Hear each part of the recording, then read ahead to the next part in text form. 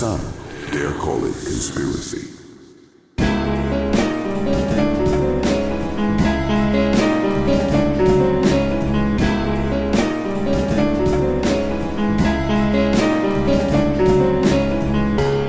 Welcome to the Some Dare Call It Conspiracy podcast, hosted by Brent Lee and Neil Sanders.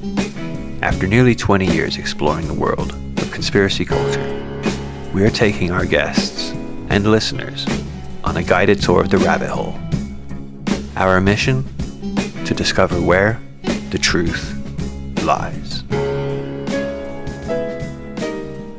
Welcome to Some Dare Call It the Conditional Release program, where we look at the disinformation disaster artists that have created the absolute fuckstorm that we see today.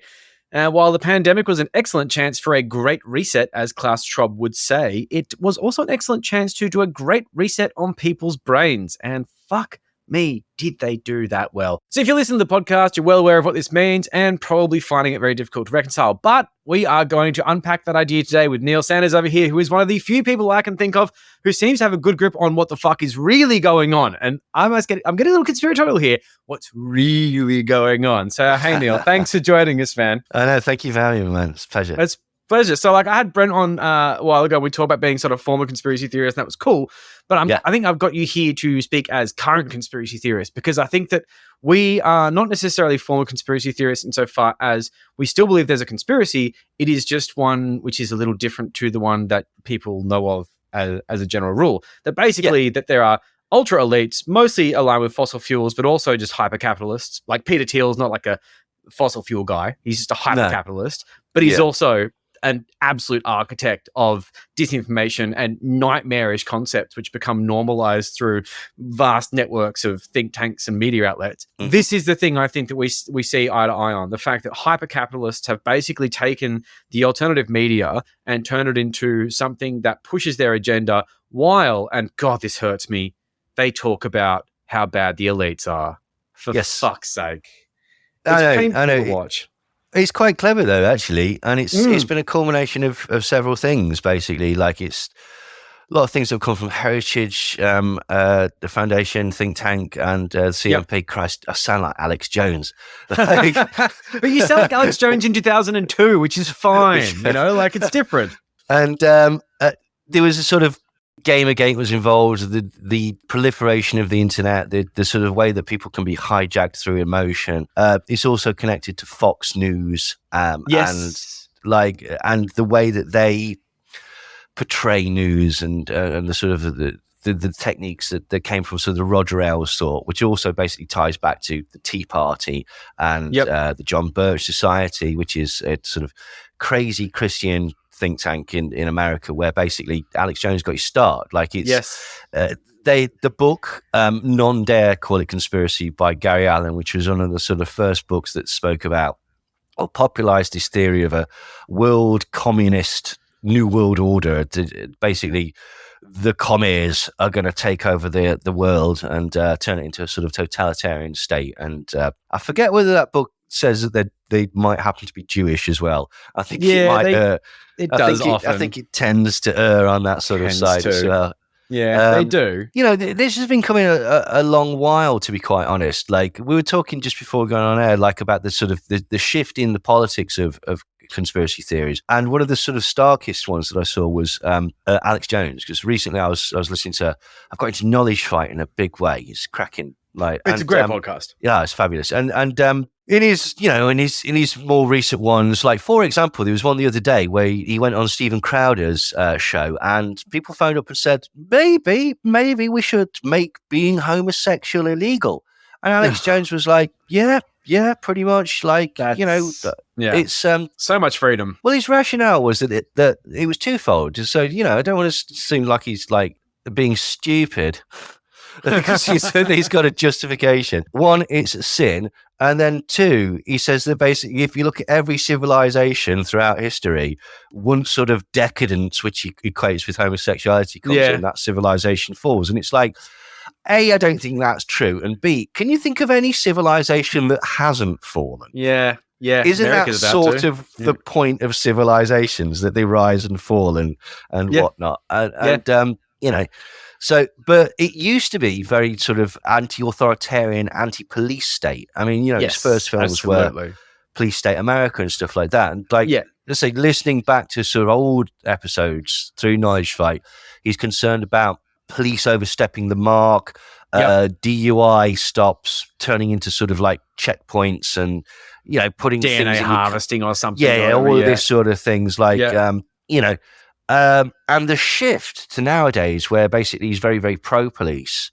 Yes, and he's gone from the concept of the New World Order is basically this police state that uses the mechanism of the police to spread its sort of totalitarian lies. Even like through his 9/11 documentaries and stuff like that, he's talking about the police and the corrupt political system and Skull and Bones and stuff like that. Now, for some whatever reason, he's shifted to there are certain people within politics that you can trust because they have the right values, which happen to be sort of very, very right-wing Christian, some might even say fascist ideals. They hate the gays enough. Yeah, exactly. And now that the mechanism of the New World Order is gay people, trans people, immigrants, and general sort of foreigners and decadents and stuff like that.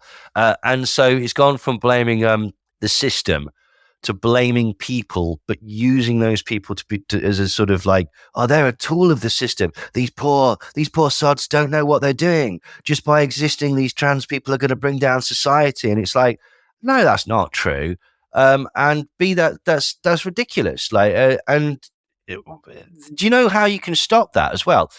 By just not being a complete bigot. If that is society's the New World Order's plot, I'm going to undermine the world by having trans people exist. If I don't care, it's not undermined the world, has it? Absolutely. Okay. Like that is massively one of the parts of this that really gives me the shits, because I think it's always implied the Jews are behind this. But basically by normalizing trans people and encouraging transition and things like that, what we're doing is we are making society into a sort of degenerate form, which will then lead to the downfall. But the link between we're degenerating society, which obviously fundamentally disagree with, but let's just go with it, and then the downfall of society, I'm not sure where that happens. Like, is that because we've got too many sissy men and we can't have a military? What? Because like 0.1% of the population decide to transition, that we're no longer going to be able to shoot people of a different color? What the fuck are you talking about? Like, there's just no basis, and it's really dumb. But of course, no one ever accused this of being smart. Well, I mean,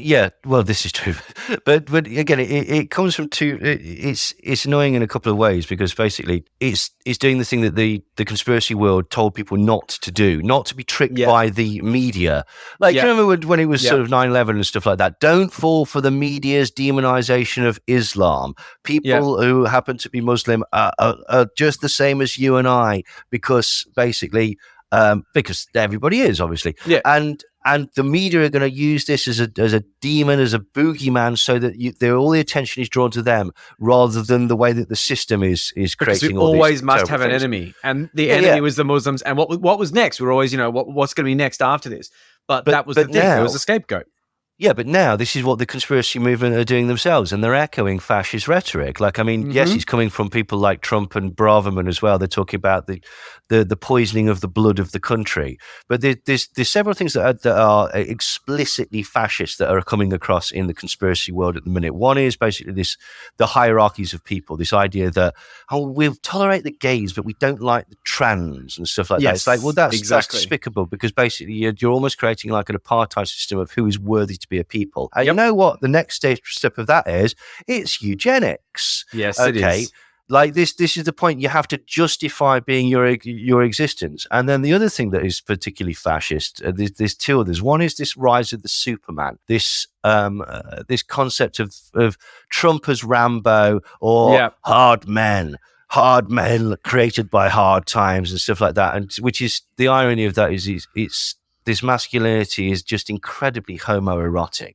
Absolutely. Which is just, which none of them seem to sort of like see the irony of that. No. But also this concept of the world or countries or ideas as like an organism, and a sort of a pure organism. And the idea that either sort of like the introduction of woke mind virus, or the introduction of too many foreigners of fighting age, essentially sort of like degenerates that, or sort of like in some way sort of makes the organism ill. Yes, it breaks a cycle.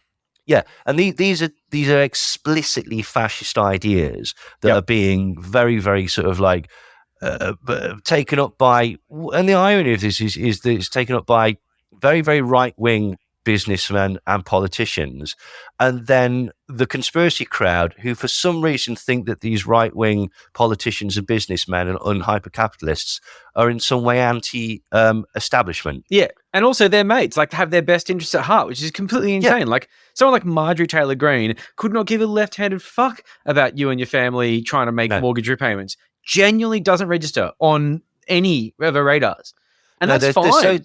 They're so self-serving, and it's so totally apparent self-serving. that they're so self-serving. I just don't know why you'd support that. It's fine to do that insofar as I believe in a general sense of freedom. I also believe that someone like that should never be elected, because you would never look at that and think that's a good idea. But of course, once you see the cultural aspect of things, you don't think about the fact that she is a self-serving, basically just sort of vulture. That is very much obscured by the fact that she's, on your side with all the hot button issues that gets her banned from social media networks. I mean, like, that's not a virtue. It's horrible, right? And particularly in the internet, because obviously you got the disconnect of sort of getting vicariously through the screen and stuff like that. But the reason that people like her and Boba and even Trump are popular is because it's empowering to be an arsehole. Yes. It makes you feel good to shit on other people and to feel superior. And if you can get that through any way, there's a whole, like, we're going back to this obnoxious Twitch streamer type stuff at the minute. There's a load of sort of personalities that they'll fizzle out. They'll have their 15 minutes of fame, but their entire personality is being as obnoxious as possible. And everything in your brain says, like, why on earth would anybody want to watch these people? But they do. Because basically it's a vicarious thrill. I get to do this. And this is why things like fascism and racism and sexism are appealing. Because if you feel powerless, then you'll be able to grasp any type of power from that. Just by basically knowing that you are racially or genetically superior to an entire portion of the country. Which obviously isn't true. Or the world even. The world. Right? Billions of people. Precisely. Billions. It puts you on the winning team. It gives you at least something so that your brain goes, at least I'm not them. Oh, totally. Absolutely. Ironically, you're also an incel. At the same time, basically, everybody's doing this whole oppression Olympics. And this is, we're so oppressed and we're so, like, this concept of, like, the poor straight white male, when will he get a chance? I know. Like, it's cool. It's wild.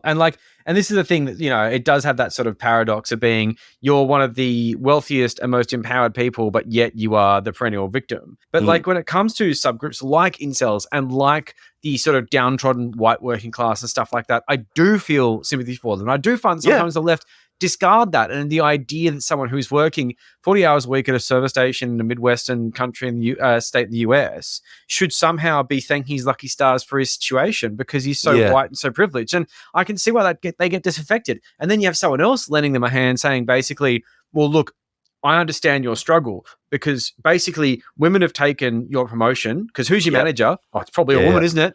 And I tell you what, you would be able to get ahead in life if it wasn't for that fact that even if you got that degree, some black guy would take your job anyway, so why bother?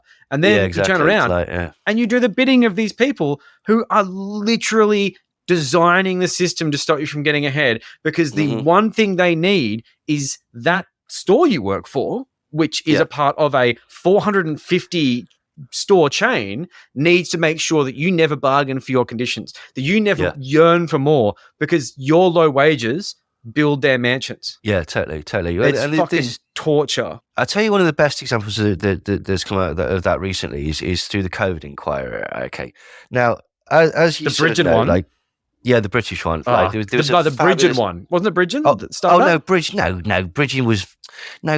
Basically, what Bridgen did was he hired a room next to. Okay. And he got a load of fucking like idiots. Malone was in there. Kirsch was in there. Yeah, that bloke whose legs grew back was in there.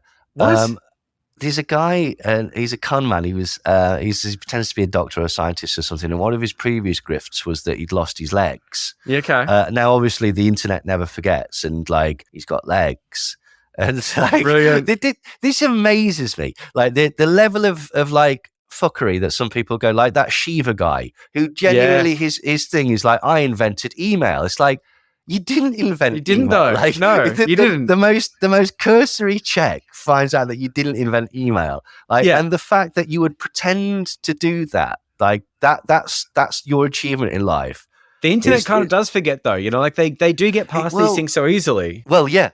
This is true actually. Like, it's like Al Gore got shat on that as well. You know, he said like, I sort of helped create the internet with budgetary things, and he got taken out of context and say that he did sort of create the internet. So I think there is like a boy who cried wolf mindset in there that we've got a bit of wiggle room. But no, Al Gore helped fund the internet. Dr. Shiva said he invented email. He did not invent email. He is a liar. Al Gore said something that people took out of context. Shiva literally lied. Anyway, there was a massive distraction. It's just that I'm not too across what's happening in the UK at the moment. I've been very distracted recently. And I saw there was a pandemic thing and I thought it was Bridgen. No, Bridgen's just like, Bridgen is an idiot. A good example of, he's totally an idiot, but a good example of basically like how far the conspiracy world has come, because this guy is a corrupt politician. He's done his career as a politician because he lied about lobbying, and basically that's right. He's now got absolutely no reputation, and sooner or later he's going to be ousted as an MP because basically like his term will be done. So what he's done is he's gone,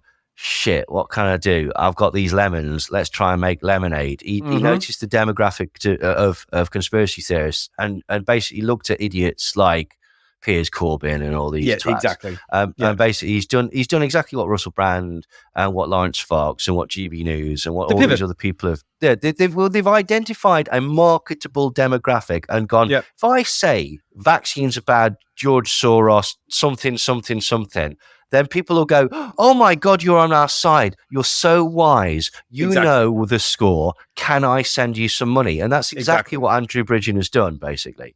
Yeah.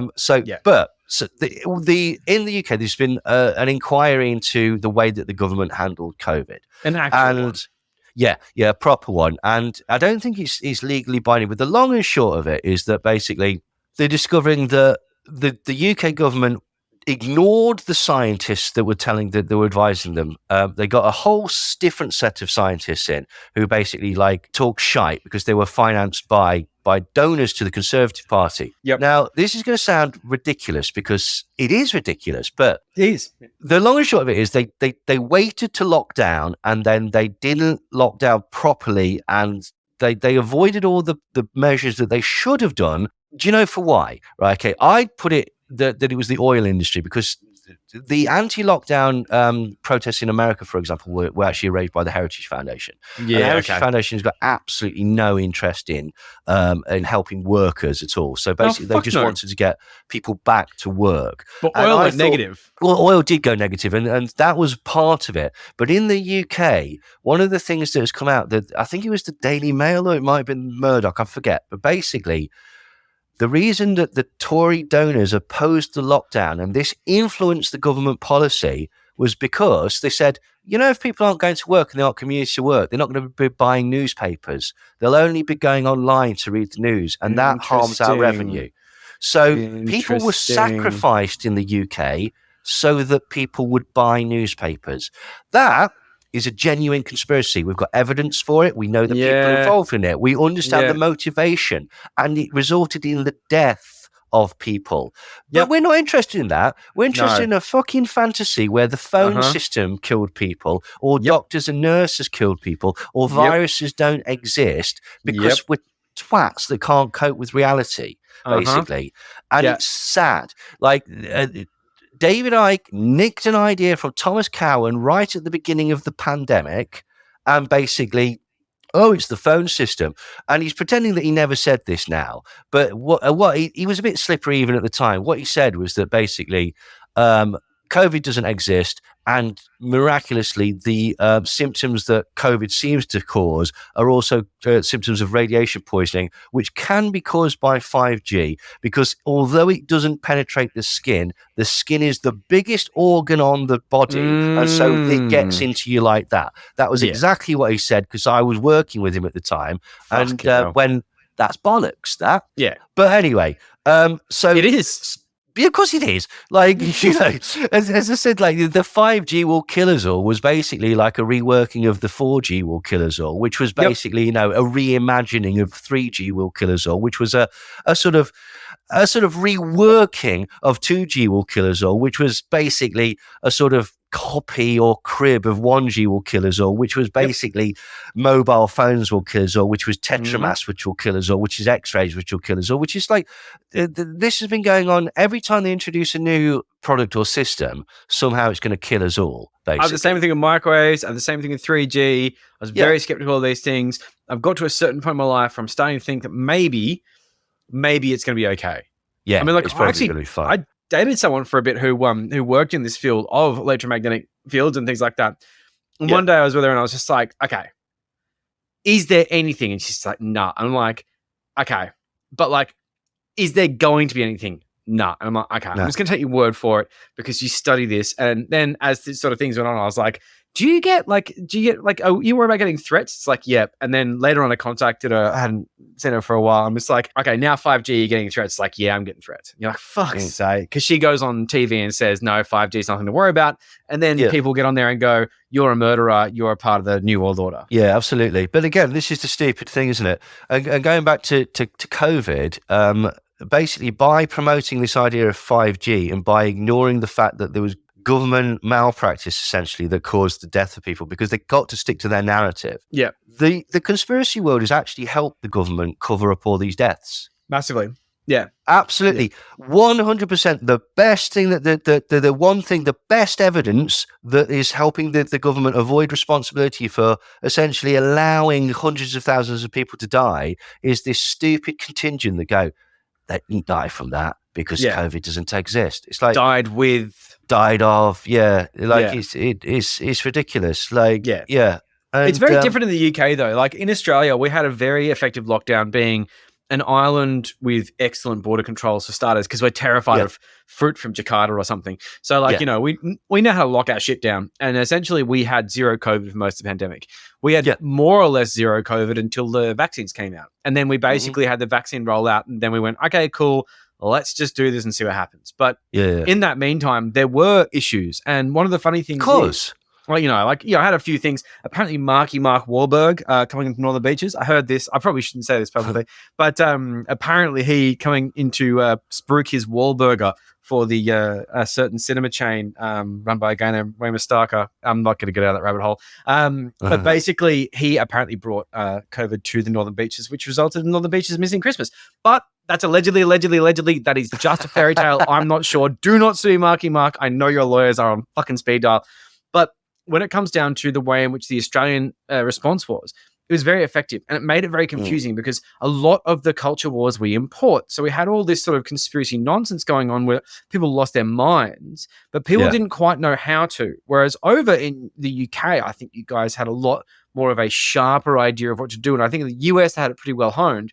In Australia, we had such effective lockdowns that at one point, one of the least favorite politicians in the sort of cooker world, Dan Andrews in Victoria, he presided as such over aged care deaths that I think was about 800 aged care deaths as a result of some COVID going through some aged care facilities and the whole thing. Now, we can talk about federalism and the way in which aged care is a federal government responsibility, but we're also not going to talk about that. The main thing is you had a whole bunch of anti-lockdown people calling him a murderer and saying he murdered 800 people who literally wanted COVID to be everywhere and didn't think it was real. And you're just like, I don't know what to do with you. Well, this is the point, the mental gymnastics that have to, and this is entirely why in the UK, idiots started doing the midazolam thing, which was actually stolen. Again, this is what gets me. Like, the more you go into conspiracies, you realise that basically everybody steals each other's theories.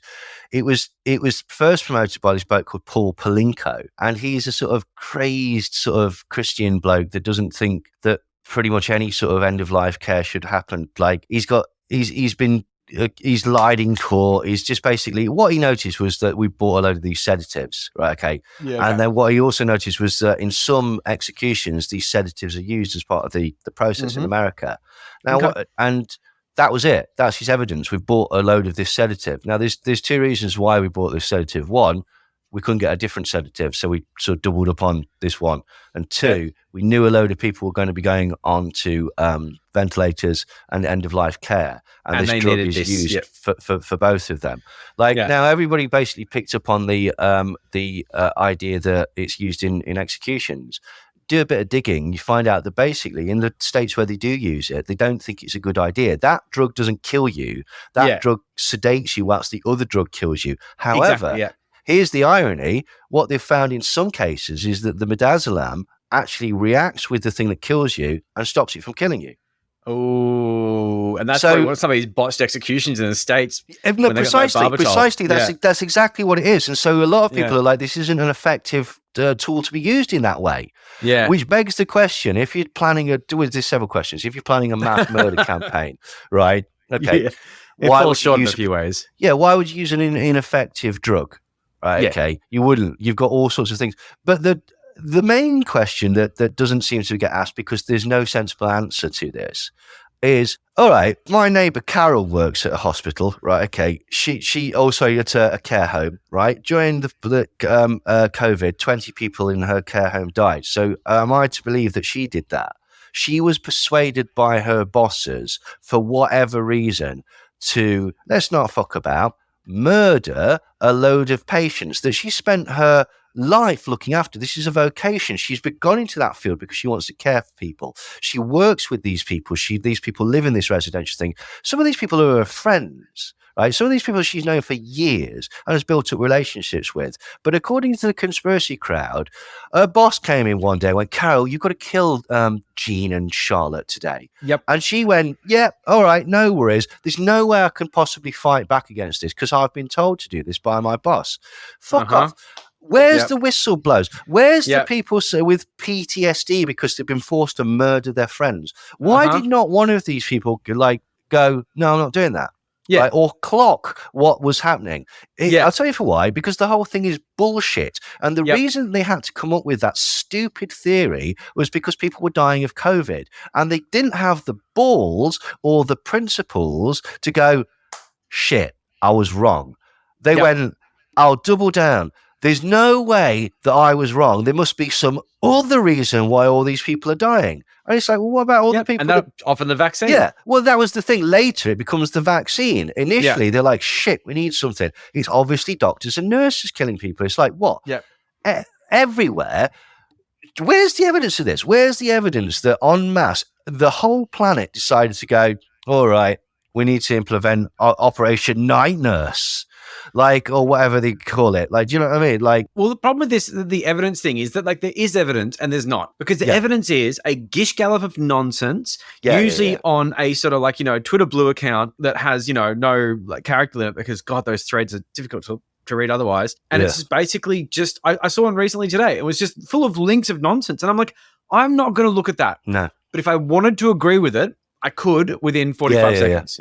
And that's the thing. So I find I totally agree that there is no evidence, but we're at a certain point where there is such a cottage industry of underlings underneath this thing. Well, bullshit. Yeah, exactly. Because when you look at it, right? So if we peel this back, we've got some pretty easy to sort of distinguish puppet masters and the whole sort of thing with your Mercers, with your sort of Turning Point USAs, with your basic media outlets and organizers and weaponizers of bullshit. You've got your Bannon, who's definitely master of the art, and also, like you say, with Gamergate, Bannon saw Gamergate happen and absolutely weaponized it. Somehow 4chan became useful, and goddamn did they. How bizarre, because look at QAnon and all that sort of thing. Oh, yeah, absolutely. It's mental. The Donald and stuff like that. Stuff like that. I mean, they've managed to really sort of mobilize these sort of troops to basically flood the zone with shit, of course. Yeah, precisely, yeah. And then, you sort of stretch into this thing of these interests, these sort of moneyed interests have found this ability to just shepherd these people into their beliefs, but do it under a guise of something else. And then they have this amazing ability of doing like also almost like a multi-level marketing scheme of a downline of people who will do it for scraps. So you've got some girl in Florida named fucking Freedom Patriot 69 who's making $1,000 a week on Patreon because she says the right things at the right time, most of which she's getting from the scraps left on the table by people like Tucker Carlson, people like, you know, fucking Steven Crowder, people like Charlie Kirk's network of underlings, just this entire right-wing media ecosystem. And it's sort of become sort of self-sustaining in that regard, which is very tricky to get around because, like I say, when it comes to the idea of like there is no evidence, there should be no evidence. But what did Patriot fucking dickhead 69 say last week? I mean, it's a gish gallop of stuff you can't control anymore. Like the cat's kind of out of the bag. What the fuck do you do with that? There's nothing, and like it is problematic. Like there was an example the other day. I was watching these two people argue about the effectiveness of masks, and somebody put up this article and said, "Here you go. Here's 70 peer-reviewed studies that show that masks don't work." And it was all connected to this one article. And somebody had gone into it and read it. It says, you know, the first article it recommends masks. You've not even bothered to, like, this doesn't even say the thing that you said it says. Oh man, that's the fucking most infuriating thing, because you look at these things and you're like, but you had to read it. You had to spend 15 minutes finding out why they were wrong. It took them 3 seconds to post the article. Brandolini's law, man. Yeah, but all they'll do is they'll either ignore that or they'll go, no, it isn't. You don't understand the paper. It's like, it fucking says it here. Exactly. Like it literally it says in the abstract. Yeah, precisely. Yeah. Or this is the other thing that happens is they'll just pivot onto something slightly different. All right, well, what about this? And it's like, but the problem is, right, okay, if we think of your like belief structure as like a table, we've taken 2 of the legs off already, and you're still insisting that it's a table because it's got 2 legs. Fucking cognitive dissonance, man. And I'm pretty sure that those legs are going to be bollocks as well. Yeah. Like, and that was the thing that again pissed me off and got me out of the sort of conspiracy world. And it started with climate change, right? Yeah. And I'll tell you exactly for why. Because everyone started jumping on Greta Thunberg, right? Okay, and everybody started jumping on Greta Thunberg. And I was like, 2 things. One, fuck you, I think she's punk rock. I like it, right? Yeah. Bollocks. She's upsetting the right people, okay? And that is fine, like that, okay? Yeah. And what everybody was saying was, this ugly little fetal alcohol syndrome bitch, they've just put her out there because you can't insult a little girl without looking pathetic. And it's like, you've just done that. Oh, yeah, you did. You've just done it. You've just fucking, like, it's like saying, I can't put my head in that fan. Like, you stupid sod. Like, if that is the mechanism, right, okay, you've literally just, you've just fallen for it. You've literally just fallen for 100%. it. So anyway, absolutely. so I started looking into it, and I got into a bit of a row because this was at the time when like flat Earth was happening, and also all this sort of like Hitler. Maybe we've misappraised Hitler. Yeah, like Europa probably just came out. And all of that battle. I don't like mentioning the name, but but it is what it is. We're in it's all terrible shit and like ahistorical nonsense as well. Exactly. Of course. But anyway, so The climate change had happened. It was a bit embarrassing actually, because what I'd noticed was that people kept putting forward the same people. Like Willie Soon, here's one, right? Basically, what I started looking at was, who are these people and what are they saying, and who are they to be saying these things? And uniformly, basically, I found out that this person isn't actually qualified. Like, they'll call him a scientist or a doctor or whatever, but he's a geologist. Yeah. And so he's not actually qualified to make the statements. He's not an expert in that field. And then uniformly, they're all financed by the fossil fuel industry. And so I basically said, all right, let's step back and look at this. Okay, it's like, so this person that's telling you that fossil fuels are good, A, he's not qualified to make that statement. B, it's not really his area. He doesn't know. And C, he works for the fossil fuel industry. Yep. All of these should be enough red flags. And then the most important thing was that, well, actually, he's wrong. Because if you then go and find somebody who is an expert in that field, they'll explain, oh, no, I see what you said here, but the actual but it's wrong reason for is this reason. X, Y, and Z, blah, blah, blah.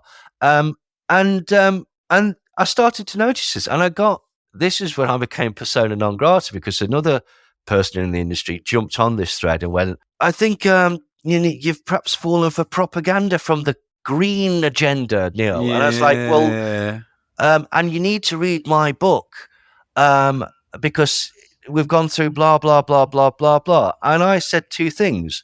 One, could it be potentially that rather than me falling for the green agenda, which is a nebulous, not real thing, perhaps you've fallen for propaganda that's come from the highly propaganda savvy and incredibly lucrative fossil fuel industry. The fossil fuel agenda. And to your point about reading your book, it's your book that we're talking about. Yes. I'd gone through the first 5 chapters of his book and pointed out, A, the bloke's wrong, B, the bloke's not qualified, C, the bloke's financed by the fossil fuel industry.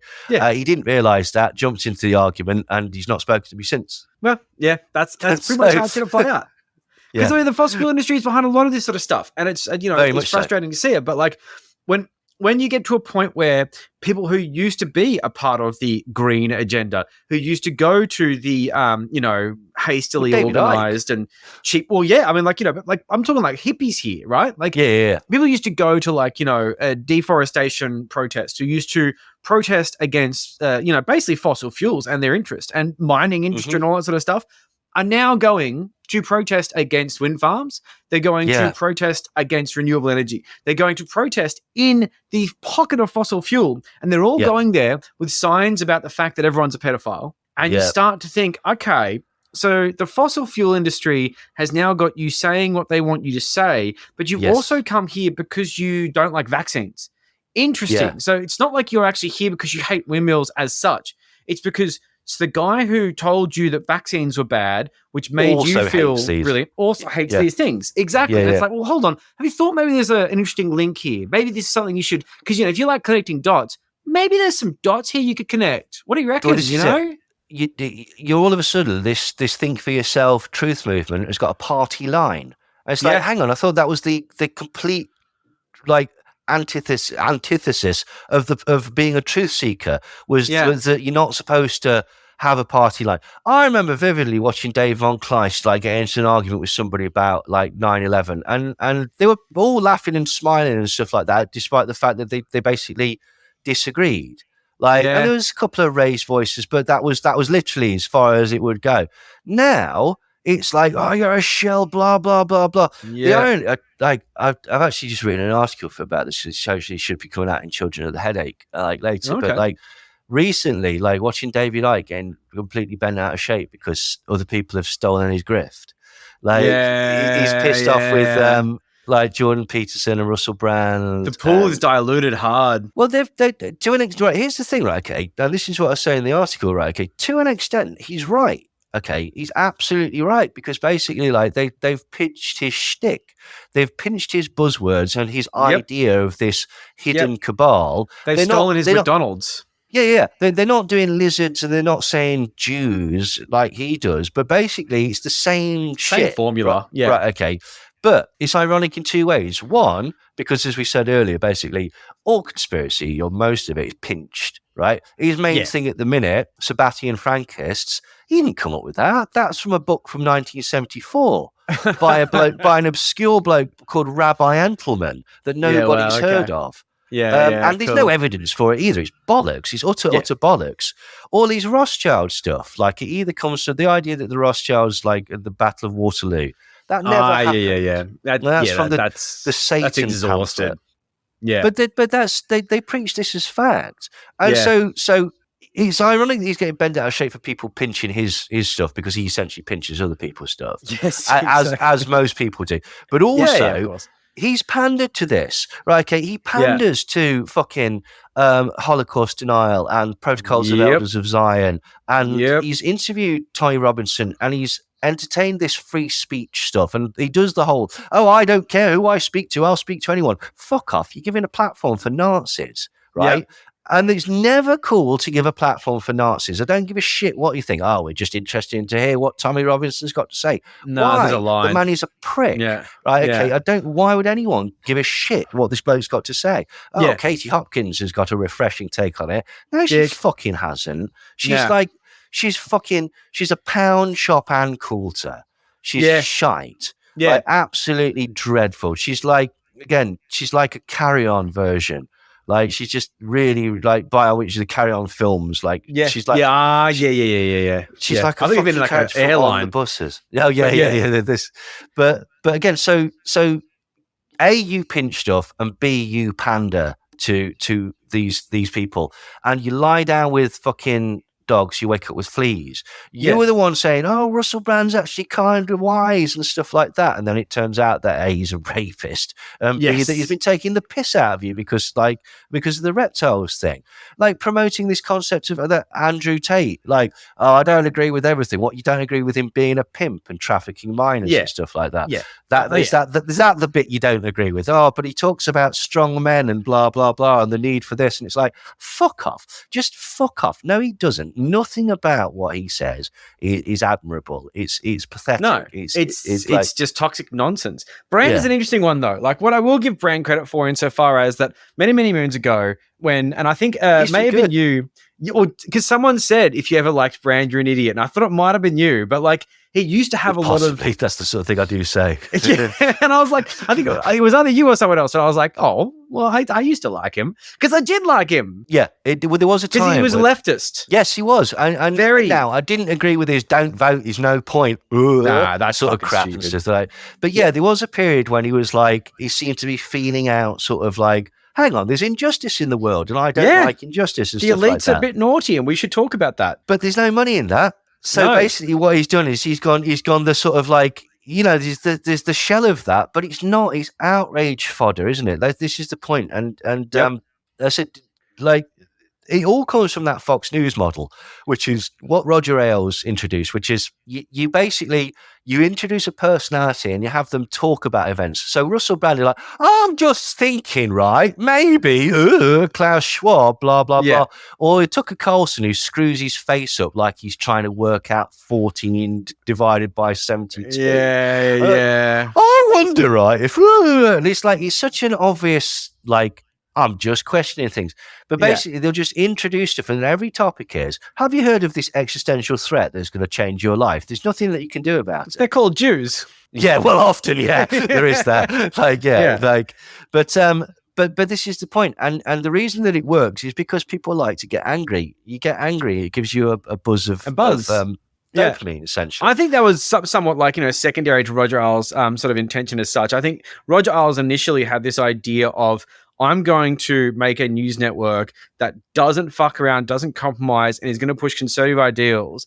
And then when they did this and they made this air of commentary and they created this new style of delivering news, I think the audience did the job for him, which is basically just go, I love this. I can't turn it off. I'm going to have this in the background of my house all day long, because every now and then, just like when I'm watching Test cricket and a wicket happens and I go, ooh, when someone says something inflammatory, my dick gets a little hard, and I really like how it makes me feel. I think Roger Ailes was a genius, but an accidental one. Oh, do you think? Right? I think it was architect. I think it was one of those things where he did this because he thought it was going to do something, and it did something else, and it was beyond anyone's belief. Yeah, no, that's fair. So it's like his monster's grown out of control, essentially. Yeah, absolutely. Right? Yeah, but like in a way that benefits him in a way that he never thought that he could possibly have done. Because what happened was he controlled people. Well, that's what I was just about to say, actually, because it goes beyond sort of just like, oh, I see what you're saying. So like the initial thought is that'll keep people watching.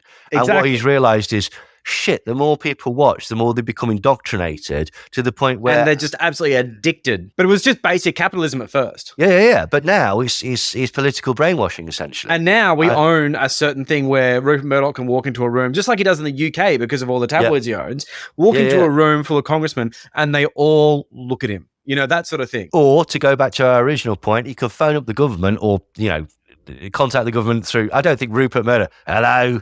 Like, but hello. Somebody phoned up the government, and then somehow, because Rupert Murdoch didn't want to have a drop in daily newspaper sales, that affects the government response to a pandemic. I would be scared of Rupert Murdoch or any of his underlings in news if I were in government, and that is one thing. It's it's very scary, and these sort of things when it comes to stuff like Roger Ailes, stuff like that. I do believe that News Limited does a lot of good journalism, in a lot of the newspapers around the place. I also think that there is definitely a lot of C-suite fuckery going on where someone calls up and says, I'm a manager from news. Do you want to do this? Do you want to do that? Because if you don't, well, you know, we have plans. And a lot of it comes down to money, but influence is money as well. Oh, absolutely, yeah. And this is the thing as well, when people look at the sort of like, you supposed sort of rebels, anti-establishment and stuff like that, you Lawrence Foxes and you Russell Brands and stuff like that. It'd be very interesting to see where some of the money is coming from or where it's going to. Absolutely. Like to see the balance sheet of some of these guys would just be fascinating. I mean, the obvious one, obviously, is like, you know, your Coke Industries, Turning Point UK, Turning Point USA and stuff like that. Yep. John Mappin, for example, who's the head of Turning Point UK, he's the guy who's got the Camelot Castle in the UK, in Cornwall, and he's the person that seems to be sort of throwing money at sort of lower level people like Piers Corbyn and keeping him going. Yeah, basically. Yeah. GB Piers Corbyn News wouldn't live well. He's gross. No, yeah, God. Yeah, he'd be eating very badly. Yeah, I can't. I imagine his house is very pleasant. Like, but this is the thing again. They're coming from this sort of big business. The irony of GB News. Do you get GB News? No, we don't. But I know about it to a certain extent, and I must say, GB News. It's on the radar. I think its tentacles will come here. Well, I mean, it's interesting because it's just losing money hand over fist. Because is it? Oh, absolutely, yeah. Because like it can't attract.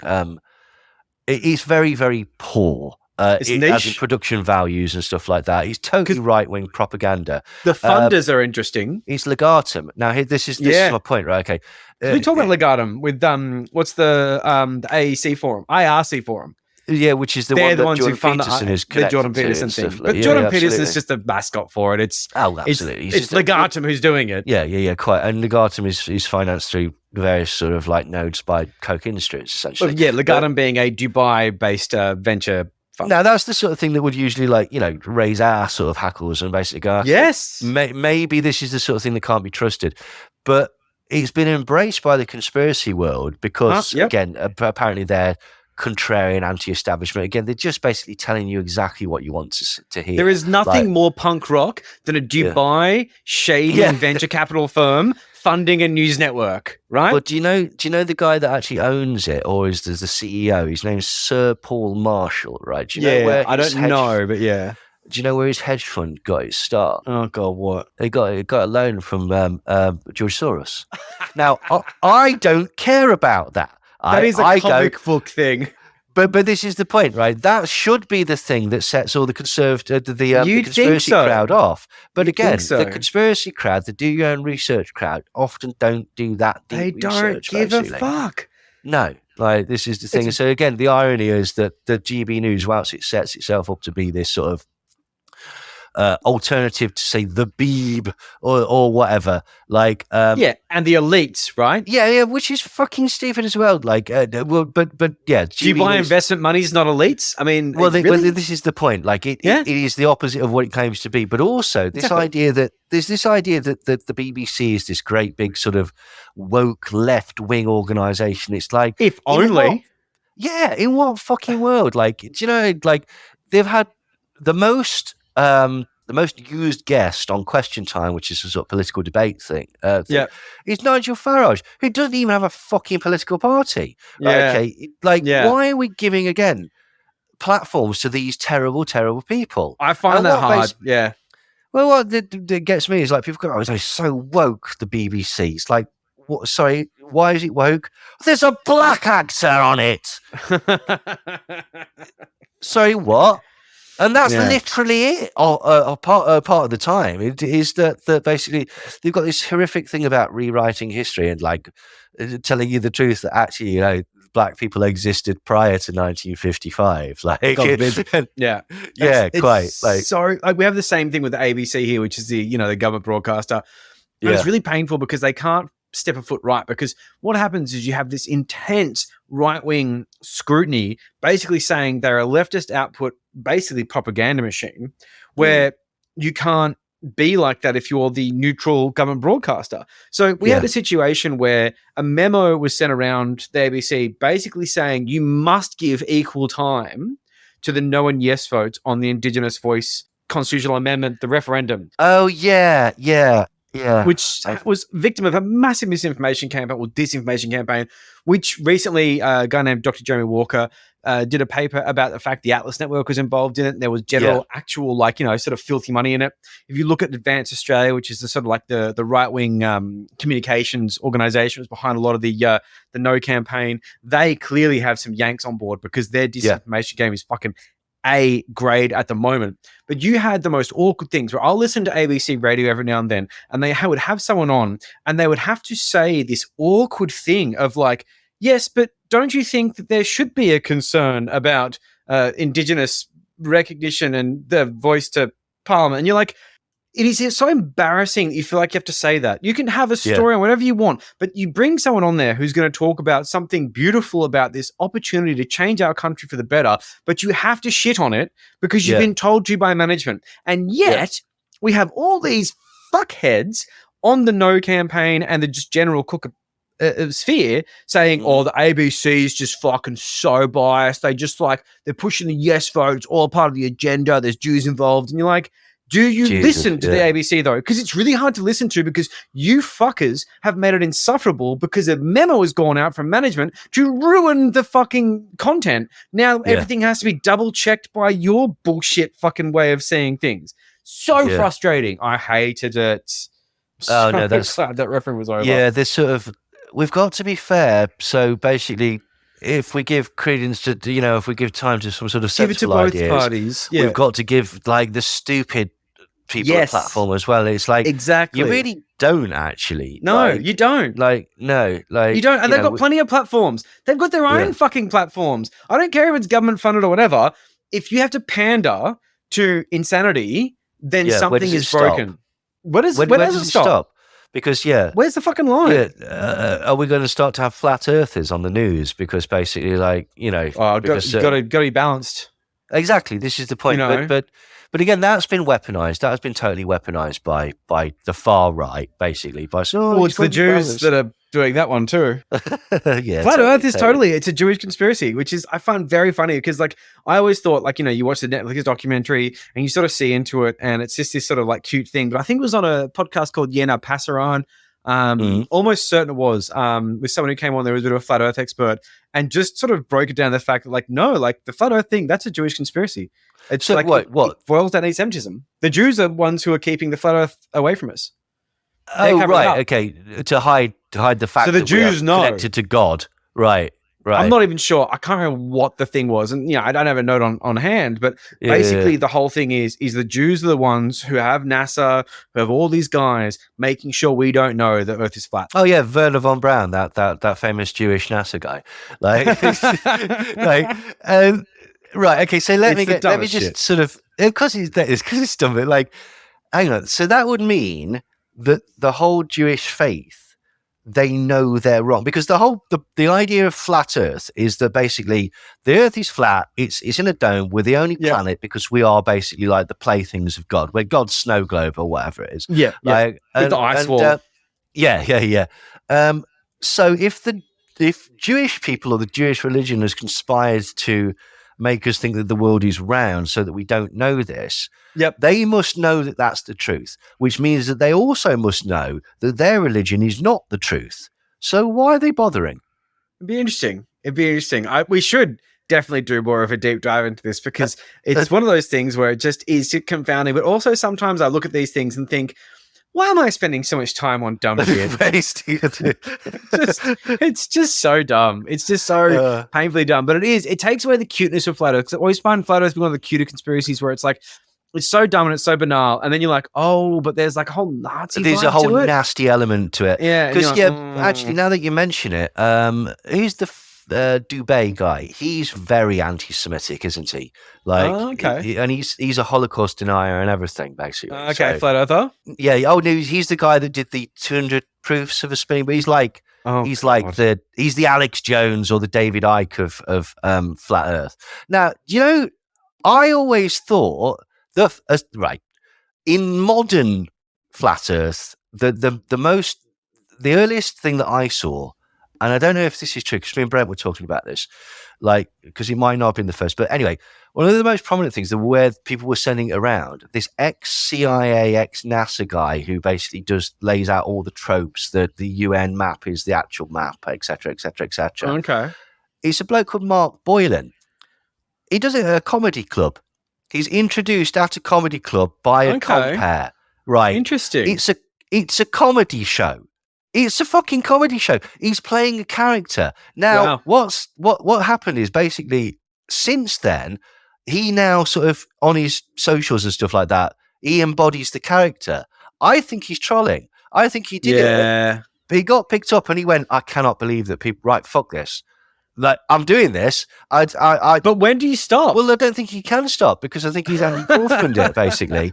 Like, but yeah, that like so because we were talking to Dom Johnny about this. It's like in his book, he says like, oh, he's assumed that it was a joke on Reddit or something that got out of hand. I said, I think it was. I think I swear to God, look up Mark Boylan doing it, and he's introduced. The compare even says we're going to do something a bit different now. This guy's playing a character or something like that, so that the audience gets it. And it's like a spoof thing. He's playing like a whistleblower. The fact that the audience is laughing and it says Comedy Lab or whatever behind him, but none of the fucking flat earthers have picked up on this. They've gone like, even if they have, they've gone, well, that's the only venue this poor sod could get it out at that. And it's like, oh, fuck off. You've got the entire internet. Like, you could. Have I ever told you my favorite flat earth story? This guy that I know, this is what convinced him that the earth is actually flat. Okay. He drove around in the countryside until he found the biggest, flattest field that he could. And then he went and laid down in the middle of it. And he couldn't feel the earth moving. Oh, fuck's sake. I wish that was not true. Like, but that is genuinely how this one particular guy, who won't name, came to the conclusion that, shit, yeah, it's flat. It's flat. It might, because I can lay flat on it. So what was the guy's name again, the comedian? Mark Boylan. Mark Boylan. Okay, so I was thinking of bloody Jonathan Pye. His real name is Andrew Doyle. But Jonathan Pye, the guy who rants to camera. Yeah, he's great. I've seen him live once. Yeah, he is really great. But like, he's also like an interesting thing where it's a character. I think it'd be easy if you're a bit basic to think, okay, this is like Jonathan Pye must be a journalist. I mean, like, obviously, look at the thing. Yeah, well, that's the shtick, isn't it? Yeah, great character. But he doesn't break character. Like, he does a really great job of it. But it's also one of those things where it's like, I think if you were to walk up to him and say, "Are you Jonathan Pye?" I'd be like, well, I mean, no, of course not. What do you mean? I mean, like, this is going to get much, you know? Yeah. But no, absolutely. But this is the thing. Yeah.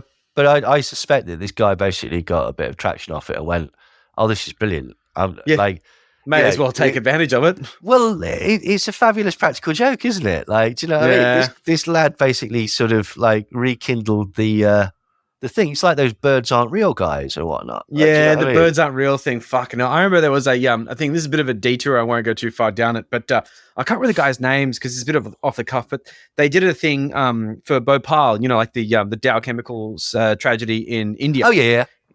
And they did a thing called Golden Skeletons, where they went to a conference with a golden skeleton and explained how you can turn these tragedies where people die into money-making opportunities. And you had these guys in suits coming up going, man, that was so motivational. I mean, like, we've always looked at these situations as like the thing you'd never want to have. Man, like, you wake up in a cold sweat thinking that Bhopal happened to you, but man, Bhopal's just an opportunity. Man, like, this is like, there are golden skeletons in there. And you're like, fuck, they did it. They actually did it. It's Golden Skeletons. Bhopal will have there's a video attached. It's great. Was it the Yes Men? Yes, it was the Yes Men. Yes, it was. It was the Yes Men. It was fantastic. I really enjoyed that real break from reality. But like, I think that sort of satire thing is really tricky now because I find satire quite depressing. Well, the problem with satire is that you know, this is the thing. This is why I'm feels too real. This comedian. Yeah. You will, because there's so much now available. You can find somebody that's doing that genuinely with no satire. Like, do you know what I mean? Like, the amount of people that you come across and you go like, "Is this a joke? This is a bloke, this alpha male bloke, Nick Alpha or something on Twitter." Okay, so he's ours. He's Nick Adams. He's ours. He's a hard one. So he's actually from where I'm from. and as in Sydney, not as Australia as such. He was on a council here where one of his platforms was to basically kill all the pigeons, I believe. He's a very cooked individual, and the idea of whether he's taking this like alpha male thing seriously, I think it's still the jury's kind of out. But when it comes down to it, he is one of those guys that you think he's kidding, and then you find out that he had a platform to just eradicate pigeons from an area, and you're like, I don't know, man. I don't know. This is the fight. And then you get some other people that started off as satire, like that terrible ginger comedian that started off doing the sort of if meat eaters like acted like vegans and stuff Tim like Minchin that. or something like that? Or no, not Tim Minchin. No. He then took a load. He's got long ginger hair, and then he took a load of steroids and realised that actually, fuck me. You know the guy. JP Sears. That's JP Sears, right? Okay. Yeah, he got real pilled. Yeah, but he used to be funny, and then he took a load of steroids and decided that rather than take the piss out of the wellness community, he was going to become the wellness community. Yeah, well, he became the conspiracy community. Now he just sits on trans people. And he's not funny anymore. The conspirituality guys, I think, do a really good job on him. Mm-hmm. They tear him to pieces. Yeah. Oh, good. I think there's some others that do as well. He's a real piece of shit, though. But this is the point. And then there was that Tiana McGrath for stuff that started off doing like which should have been funny. Yeah. And that shifted because that's where the audience was, and just went from basically pointing out wry things about how, like, you know, you can get tied up in this sexual gender politics and stuff, to basically just saying that anybody that isn't that questions their sexuality or gender is a maniac. And it's just and again, like, that's the problem, is that with they started off as satire and then sort of just became dreadful people, basically. It's fucking dark. Hello, initiates of the Some Dare Call It Conspiracy podcast. Dom Jolly here. How are you? Sorry to butt in, but I just wanted to let you know that I've written, a book that I'm very, very proud of called The Conspiracy Tourist, in which I travel around the world taking a look at the weird world of conspiracies, and I think you might like it. Not only that, but I'm touring the book and doing live shows all around England from the 28th of Feb to the end of March, and it would be smashing to see you there. I think you'd like it.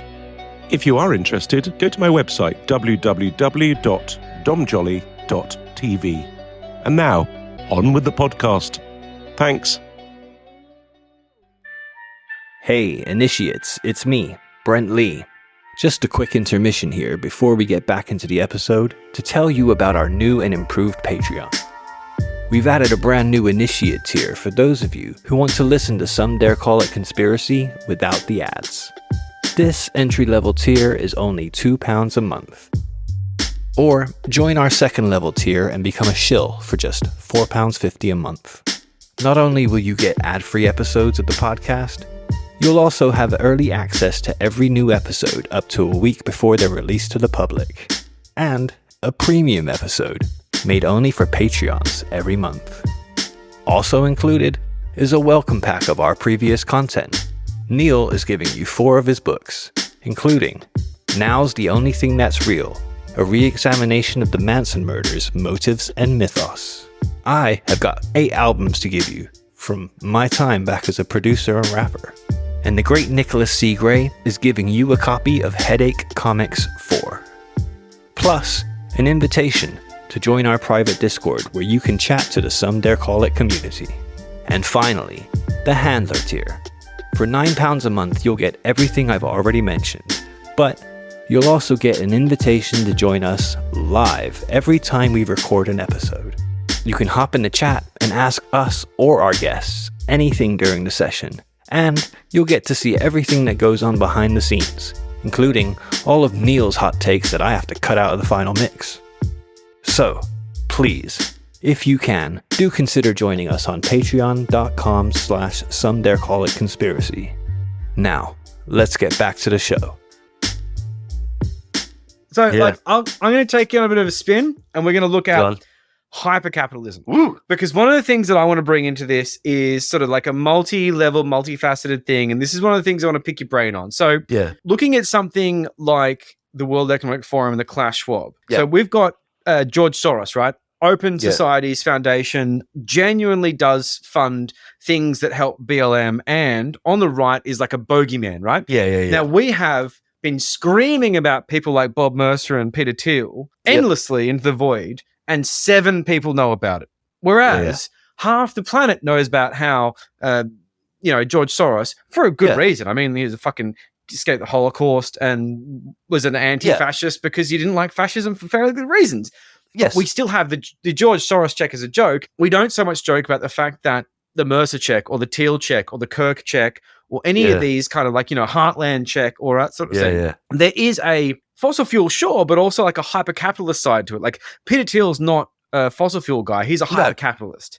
But he's also a billionaire who spends a lot of time campaigning against his sexuality because he's gay, who spends a lot of time pushing climate change denial despite owning a giant island for when the climate emergency does happen near New Zealand. I mean, bro, like you're hedging your bet, sure, but like fuck you, because you could hedge your bets better by not pushing ideas that continue the status quo so we all melt.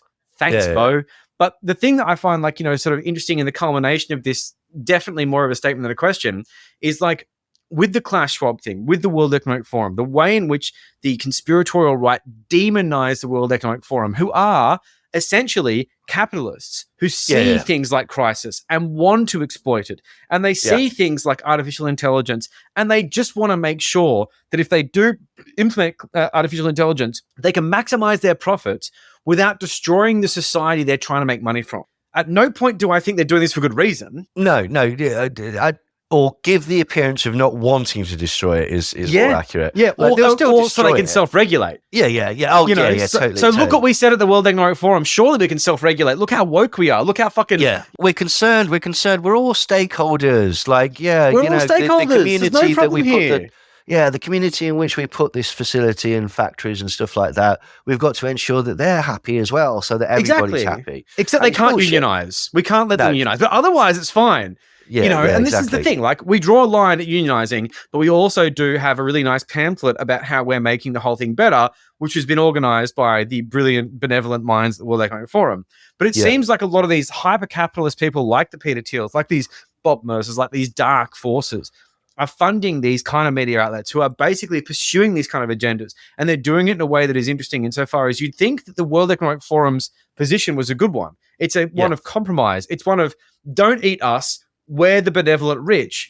And instead, it's this thing of like, no, fuck them. They're pussies. They need to harden up because we're not going to take this 3/4 approach. No, we want everything. We want every single scare. Well, I mean, the irony is that basically, regardless of which system that you use, stakeholder or shareholder capitalism, like basically, it's still fucking capitalism. Yeah, it's still capitalism, and the person that wins is still the capitalist. Like, so that's the thing. I mean, the WF, right, says that it's interested in this thing called stakeholder capitalism, which basically means that like, we're interested in the effects of business as well. We want the community to be happy because if the community's happy, we can be more profitable. Everyone should profit. Yeah, as people like Naomi Klein and stuff have pointed out, it's like, all these problems that you're trying to solve or giving the appearance of solving, you fucking caused them. Right, it was you that did it in the it was you that did it in the first place. And the World Economic Forum has been basically saying that it will sort out all these problems that it caused ever since it started in the 70s or wherever it started. Right. So if it's not done it yet, it's not going to do it. Right. Okay. No, you can't solve the problem because that is basically ending the business model. But the best way of describing it is looking at it like two different ways. Is The Wire and Gomorrah, right? Okay, so in The Wire, right, there's a load of drug dealers. What they do is, think of these as the capitalists. They roll up on the street and they set up on the corner and they violently defend their business. They give a shit about the community. They don't give a shit about their rivals. They're there and they're doing what they're doing and basically just making hardcore money. Yep. In Gomorrah, which is set in Italy, the mafia roll up on a housing estate, and they get everybody from the housing estate and have a meeting with them and say, we're going to start selling drugs here, okay, but we're only going to do it over here. And the flip side of that is that we're going to clean up the entire building. We're going to keep crime away from all the rest of you. And basically we're going to give you a bit of money off the back of this as well. So your lives will be improved by us being able to sell drugs at the other end of the street. Okay. But the flip side of that is that you're involved. You have to tell the police if the police come or whatever. Now, you got to say nothing. On the surface, I'd sooner live in Gomorrah than in The Wire. because exactly. at least you're safe and you're getting benefits. Yeah, but exactly. actually, in both cases, the community's being destroyed. And you're the being run profits by are drug going dealers. straight, and you're being run by drug dealers. Yeah. So not great. either way, the drug dealer wins. Yes. In fact, you could even make the argument that actually the second way is easier for the drug dealers. It requires that effort up front to give that sheen of giving a shit or whatever. But once you've set that up, as you say, you self-regulate. Because if a resident comes to you and says, I got mugged down the street or whatever, okay, you can either deal with that, keep it in-house, or you can say, no, you didn't. Yeah. And if you tell anybody that you did, you're done. Yeah. Because we regulate this. With the Baltimore thing, at least you can kind of go to the police. So in some sense, that business model is precarious. It's vulnerable. And you're open to rivals, which is precisely why the Heartland Institute is demonizing the WEF, because they go, shit, we've got this business model where basically we are open to rivals. Now, we are very strong. We are very powerful. And we are, for to use the same metaphor, feared on the streets. So basically, it's unlikely that a rival will approach us. But you know what's... Which one's the one that did that? That's The Wire, okay? No, which one was the one who like owned the place and just fucking absolutely flattened everyone? What was his name? Marlowe. Marlowe, yeah. So they're Marlowe. Yeah, so they're Marlowe, absolutely. But Marlowe is basically, he can lose. He can lose. Whereas the WF are the Italian Napoli's mafia.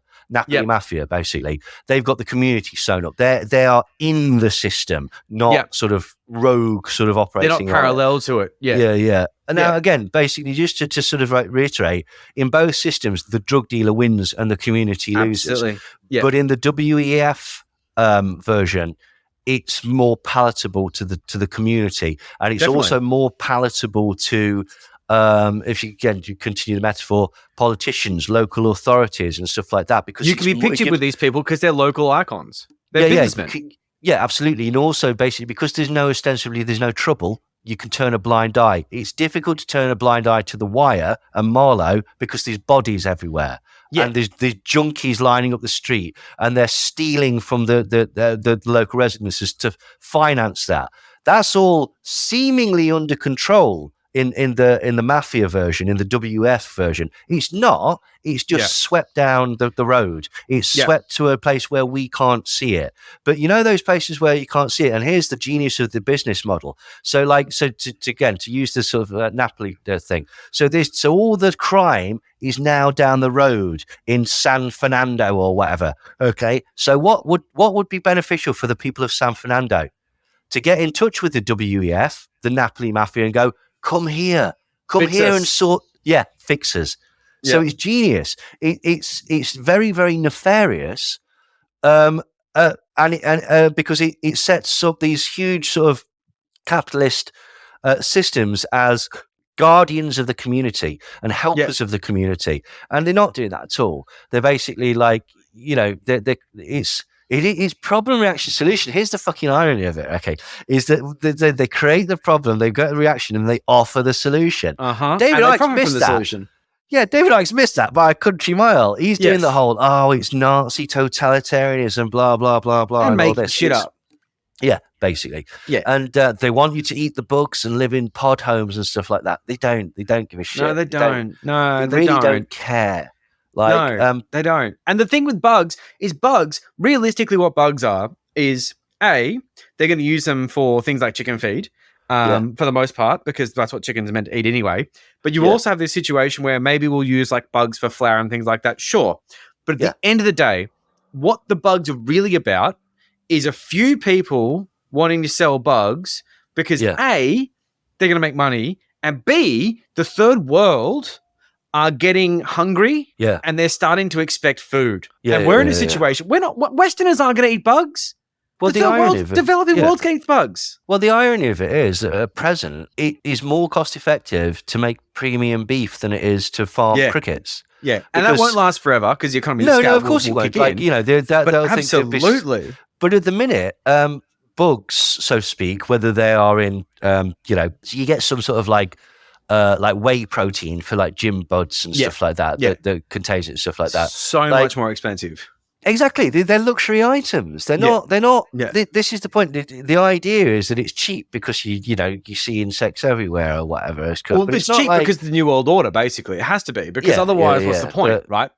Has to follow the logic. But again, this is the thing. It's this existential threat as well, and they kind of tie it with climate change as well. It's like they want you to stop eating beef. Don't you like beef? I do like beef. Would you prefer to eat a scorpion? No, not really. Well, that's what they're going to do.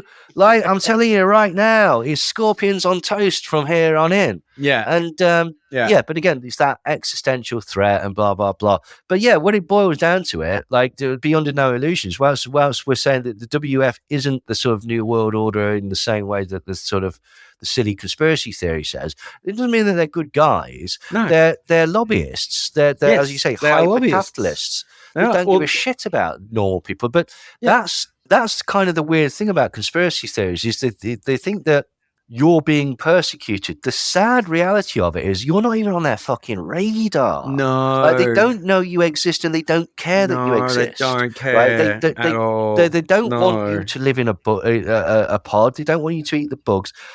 They like... like when toddlers basically like close their eyes and think the world has gone away. That's what you are to them, right? Okay, you do not exist. They don't give a shit about you. Like on a very base level, they might give a shit in as much as they want to retain their position. Well, you're a customer. Yeah. You're a customer and you're an annoyance sort of and you're a resource. Yeah, like, and they'd rather keep you to an extent. But when it comes down to it, if you stop drinking Bud Light, then you're probably going to drink Bush instead. And that's fine because it's the same company and everything's fine. Bud Light is actually it has had a massive resurgence in its profitability. And so how that's been spun, because if you remember, everybody was going to boycott Bud Light. They were trying. You know what's stupid about that? About that Dylan Mulvaney thing, right? Yeah. And the way that it was framed, I thought that her face had been put on like cans that were to be sold in the store. Mm-hmm. They weren't. Mm-hmm. It was a promotional 4-pack that was sent to her and her alone. Specifically, yeah. And it was one of those things where, of course, like, I've got a plug with CB Co, right? And I plugged them at the start of the episode, and I sometimes wear their t-shirts for funsies because they sent them to me, no worries. But it's one of those things where it's like, it's just a plug thing. Like they've just sort of said, hey, would you like some free beer? Because we like your show. And I'm like, yeah. Thanks for liking the show. Here's my address. Yeah, no, absolutely. But that was the thing. But again, because there's a problem with like accepting reality in the conspiracy world, particularly at the moment, that's been spun as that's because we've forced them to go for more wholesome advertising strategies from here on in. And it's like, you didn't force them to do anything because they didn't actually do the thing that you said that they did. And of course, they don't have to because they own all the brands anyway. Like, chances are the fucking beer you're defecting to is Anheuser-Busch. Yeah, I would have thought so. Yeah, totally. And this is the way that these sort of capitalists win because they own everything. And again, for all the reasons that you could hate a beverage, like, okay, maybe it was deforestation, maybe it was killing union members in South America. No, it's for acknowledging that a trans person exists. Yeah, that's saying, well done. Yeah. And do you know how incredibly fragile? Which is fine, because when it comes down to it, it's hard to be that. What pisses me off about it is that, like, it's so incredibly fragile and it's framed in this sort of gossamer thin sheen of masculinity. And like, I don't like trans people. It's like, let's be honest. The reason you don't like trans people is because you think that if you acknowledge their existence at some time, you might have to sleep with somebody that happens to be trans, which is never going to happen. No, but that is the paranoia. Not unless you want to. I can't possibly even just acknowledge they exist as a human being without somebody thinking that I might be gay. And it's like, A, so what? That's not a bad thing. It's 2023. And B, it's like, is that literally it? Is that how fragile that you are? That like, oh, he's talking to a trans person. He's clearly a homosexual. So why? How does that work? How does that work? It doesn't work at all. It's so. But even if you could tell, sometimes it's a situation where I'm sorry, mate, but you can't tell. People can pass. I mean, like this is the thing of the toilets. Like, mate, the toilets is such a stupid thing. Like it's infuriating. what the fuck goes on in these toilets, right? It's like, seriously, like, you know, when I go to a public toilet, it's a fairly sort of like in, out, you know, I don't hang out there sort of like checking out who might be a potential Depends rape on how suspect. pissed I am, how much I talk to other people in the toilet. But at the same time, if I'm sober, I'm right in and out. I mean, in the UK, the idea that somebody would talk to you in the toilets is just like, people don't talk to each other in queues. I have an American friend, and I was talking. We are Australian; it's quite different. Well, this is the thing. Like, you know, I have an American friend, and I was talking about queuing up in the post office to send some letters. And so there's about a few people there, and it's like, "What were you chatting about?" I says, "I beg your pardon." I says, what were you chatting about? To who? To the people in the queue. That's not an English thing. Like, if I turned around to somebody and said, "So, how's your day been?" They'd look at me like I'd stabbed one of their children. So the idea of that this would happen, the transactions go on like this in toilets in the UK, it doesn't happen. I tell a lie. I was once waiting so long for a friend of mine in the public toilets in Nottingham's town centre that a gentleman in a suit walked up to me and asked me if I was working. He thought I was a prostitute. I was about 15 at the time. I'm sure you were very cute. yeah. Well, I was. Yeah. Hell, that's very funny. You fancy some business? Yeah, it was. He was pretty much like that. And then I said, sorry, excuse me. Funny. Like, initially, I thought, he thinks I'm working. Do you think I'm like mopping up or something like that? Like, no. That's a different 50 quid. Different. Yeah, absolutely. Yeah, totally. Yeah, or maybe 100. I don't know. But I don't know the going rate when it comes to teenagers in Nottingham. But, in Nottingham, this is the 90s, so you'd be a lot more. You'd get a lot more for your money. You got to adjust it for inflation. Absolutely, but again, all this I just don't understand. This sort of like, well, I do understand it, but it just makes me sad. All this sort of like hatred towards groups. It is a pointless distraction, but it distracts us from all the things we've been talking about, which is basically that you've got a ruling class of people who are, generally speaking, taking the piss. They're using political mechanisms to entrench their power. They are making sure that cultural norms stay the same. Yeah. And in doing that, what you can do is you can very much do like a Trojan horse of anti-feminist or sort of, anti-progressive action by basically saying, we don't think that this wild thing that doesn't exist should happen. For example, kids shouldn't transition at 8 years old. And you're okay, cool, fine. And it's like, so what next? Women voting? But I'm kidding. Yeah. But like, it's that thing. Like, they can easily couch other anti-progressive agendas within these fictitious, absurd things that don't really exist. Well, this idea that the trans agenda is that sort of older trans people are encouraging other people to become trans so that they can be gay with them. And it's like, who the fuck came up with this paranoid, like 11-year-old sort of like, it is an 11-year-old thing. It's so childish and schoolyard and stuff like that. And it's like, do you really think this is one of the first things that I fell out with members of the conspiracy crowd? I had a big long rant with Richard D. Hall, who's the Manchester guy. Manchester guy, we talked about that extensively. Yeah. I was on his show and he was talking about the trans thing. And I says, it's not an agenda. Like, and he's, oh no, it is, Neil. And his sort of take on it was, well, I think it's to make money because, like, obviously, like people are making money off these stock and things like that, right? Well, it was even less than that. It wasn't even like he'd not really thought it through. It was just like all these doctors that are doing the things, they're making big money. Pharma somehow, things like that. Yeah. And it was like, but no. How many people do you think transition? Right. Okay. Several things. Right. Okay. What I said was, right, and this was the only bit that they actually showed because basically they cut the entire sort of debate.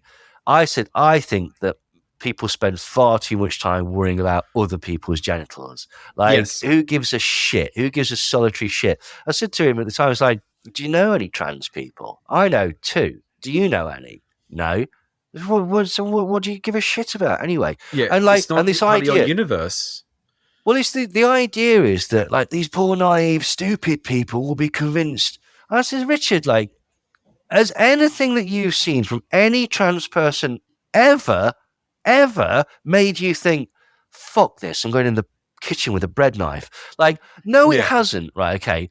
Right. The people that make that decision to transition, regardless which way or whatever, it's not easy. The idea is that you can walk in and go, doctor, I saw a pink shirt the other day that I quite liked. Any way that you can turn me into a woman? Like, oh yeah, absolutely. Yeah, fuck it, we'll do it this afternoon. Like, it's not, you have to go through a huge amount of psychological profiling and stuff like that. Now, so this is the point. Do you think they think that other people are stupid and naive enough to be tricked into this thing? I was like, well, could you be tricked? No, never. No. So why do you think everybody else could be? Yeah. Like, oh, well, because they're not as wise as me. They're not looking at it from the perspective of me. And again, the idea that at some point in the future, someone's going to go, oh, God, I didn't want to be a woman after all. I was tricked by the New World Order for some reason. But there's like 3 or 4 of them, and they weaponize these people. And like, are there going to be some people that aren't happy? Right, okay. Yeah, of course. But they weaponize as a concept. Big time. Yeah. The idea of regret is a huge weaponization in the anti-trans community. Yeah, totally. What about all the people who regret not having it? Because they didn't have the opportunity. Yep. And now they're not passing and they feel like shit in their own bodies. Yeah. And you know what? These people that basically the huge amount of depression, huge amount of suicide and stuff like that. It's like, I'm not surprised. These poor fuckers are living this sort of existence that most of us couldn't even think of, feeling that they're trapped in the wrong body, and then when they want to do something about it to make their life or existence better, they get shit from fucking cunts. Like, so there's an entire industry on shitting on them. So is that regret like even driven by, even in the sort of 3 or 4 people that they found, is it really actually driven by what you did, or is it driven by an uncaring society that you don't fit into for whatever reason? Right, It's impossible to think that that doesn't like work hand in hand. I mean, like you've got someone like Posey Parker who's being clearly paid to do what she does, going around selling T-shirts that say, "Oh, here's a dictionary definition of a woman, and you're not a part of it." And then you're meant to go, "Oh, but why are they so sad?" You're a schoolyard bully, weaponized by money to fuck with these people who are vulnerable. What did you think was going to happen, you psychotic numpty? And what gets me about it is that they position themselves as it's often done through a sort of veil of Christianity as well. It's like, the fucking hell, like where in the Bible says that, like, you know, love thy neighbor, unless of course you disagree with their gender politics, like and then you persecute the shit out of them. But Christianity's jumped the shark. Jesus, the sandal wearing socialist, has, you know, sort of spiritually died a long time ago. I find it very difficult to reconcile any of that stuff. I'm not religious. I know Brent is, and bless his heart for being so. But like when it comes to me in the sort of like, you know, do I like Jesus in the sandal wearing socialist sense? Yeah. I think there's some good lessons there. The Judeo-Christian ethics got some good shit to it. But generally speaking, you know, it is that thing of like, basically, you know, I think Jesus probably would have shagged trans girl because let's face it, you know, he was just hanging out, you know, having some time, you know, drinking some wine. Life is pretty good. I don't believe in the sort of like, you know, the Jesus of the, you know, the Midwest in America. That's basically, you know, wants to shoot anyone that comes onto his property. Gun-toting Jesus. Yeah, it's just like, you know, and I can't feel that. Is that Carter Arms still going off? You know, the one that's run by the son of Reverend Sung Myung Moon, and the Trumps were very involved in it, and they have a. They have a statue of Jesus that's carrying a gold AK-47. Of course. That's so disgusting on so many dumb levels. But again, this concept of and this isn't Christianity, this is an interpretation of Christianity.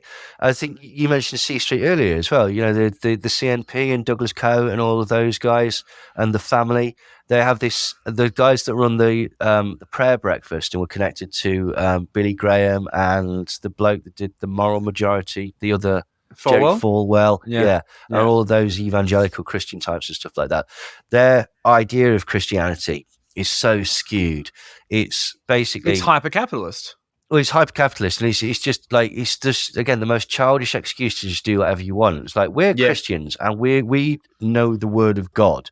But because we know the word of God, we're special, which means that we're allowed to sin, which means, and with impunity. And furthermore, nobody is allowed to judge us because you're not God. Yeah. And it's like, wow, what an incredible narcissistic setup. But there's What a a great huge amount of loophole. people. Yeah. But like all your Kellyanne Conways and your Sarah Huckabees and your Mike Pences and your Mike Flynns, they all like conform to that love idea. it. And then several other people who would sort of connect to the Trump administration as well. This idea that they're beyond reproach. And as Douglas Coe said that basically, I think that the exact phrase or paraphrasing what he said was that like, well, although God was God to the sheep, he was also God to the wolf. And, you need wolves because otherwise, how can you define a sheep? And like all the way through this, you're like, basically, like, this is just an excuse to act like a wanker, isn't it? Yeah. Because like I know what a sheep is. I don't need a wolf to eat a sheep to make you realize to that know what a sheep is. It's insane. No, quite. This is it. But yeah, the interactions that these guys have and stuff like that is, and the power and the lobbying power and influence that they have is astonishing. It's very, very like broad, basically. I don't think it's quite like that in the UK. UK doesn't seem to have that sort of Christian extremism. Although what I have noticed is, like, for example, we've got this twat called Calvin Robinson, who's not really a real vicar. Okay. And great names for a vicar, though. Yeah. Calvin, like, I mean, it's ironic because his main thing is about trans people and stuff like that. And personally, I think this guy might be in the closet. So it's like closeted man that wears a black dress all day, worries about trans people. Oh, the irony. Hangs out with kids, maybe. Yeah, particularly. Yeah, like, So, and then Lawrence Fox is pushing this heavy Christianity and stuff like that at the minute. And I think it just all ties in. Again, it ties in with the sort of political movements that are behind it, or the ideologies attached to those political movements. I don't think, for example, that Russell Brand is getting a check from the Coctopus or whatever, or something like that. But what he's done is he's realised that this ideology, this hate and anger mill, outrage farming and whatnot, there's an audience there. And the reason that audience is there is because they've been primed by the larger corporations to hate these sort of things and stuff like that. And then you're sort of like, this is the irony. Like Alex Jones, who for years talked about how so-and-so has been used, blah, blah, blah, weaponized by the deep state against so-and-so. That's what you are now. You are a tool. You're a channel of their hatred, basically. Like, you are a disseminator of their propaganda. And maybe he always was, to be quite honest, but it's so prevalent now that it's just ridiculous. But that's like the hierarchy of the whole thing, right? So if you look at it and you've got we were talking about Legatum before, which is that sort of GB News thing, right? And you're saying they're losing money hand over fist. And maybe they are. I think so, yeah. And maybe it's worth it. And maybe they're not. Yeah. And maybe it's worth it. But whatever it is, there is a absolute propaganda objective involved in a group of very, very wealthy people to disseminate a certain line. These GB News epithets will then be disseminated down a path. And this will include things like the Daily Caller with, let's face it, massive heir to a fortune and general fucking Nepo baby Tucker Carlson, who dares call other people elites. They will bring up these sort of talking points, which will then filter down this downline of multi-level media that then spews out these same talking points, maybe with minor differences. And maybe we do the same thing when it comes to hearing thoughts from those who are well established and well distributed in large mainstream media things. And then we add our own little fucking arse degree flair to it and give our own little spin to it and then republish it on our own fucking podcast. But at the same time, there is something a lot more infecting and a lot more devious about the way this sort of works. But you look at these sort of cultish things. I'm not trying to form a cult by basically saying these people are saying cooked and dangerous things. I'm more just trying to shine a light on things. But these people are trying to form a cult. Now, there's parallels, I'm sure, with the UK and the Australian versions of this. But you can see that we have our Sky News Australia, which is basically just weaponizing bullshit, making money from it. Not a huge amount of money, but they've got some presence on YouTube and things like that. Essentially, you've got fairly elite interests creating narratives, which then filter down to bit players. And now you have a decentralized army. Well, it's not decentralized as such because they're all getting their ideas from the same place, but they are still somewhat decentralized down when you get to the base thing where they're swapping They're ideas and creating sleeper cells. ideas. Sleeper cells, yeah. And like, Yeah. but what do you do with these motherfuckers? Like, you guys have this stuff in the UK. You guys have all got your little independent media dickheads. We've got tons of them here. What do we do with these people? Because they're never going to stop. Like, you could kill off the guy and they could go bankrupt. And Jimmy News could be no longer viable, but they would still find a narrative. They would still create their own bullshit and they would put it on their little YouTube channels with their 20,000 subscribers. But that's 20,000 like mums and dads and uncles and aunties and cousins whose brains are turning to fucking mush, and they're turning up to councils to protest any kind of trans legislation. Like, you know, if you've got a unisex bathroom, they're going to turn up, they're going to harass councillors. Oxfordshire City Council trying to make a fucking workaround for traffic.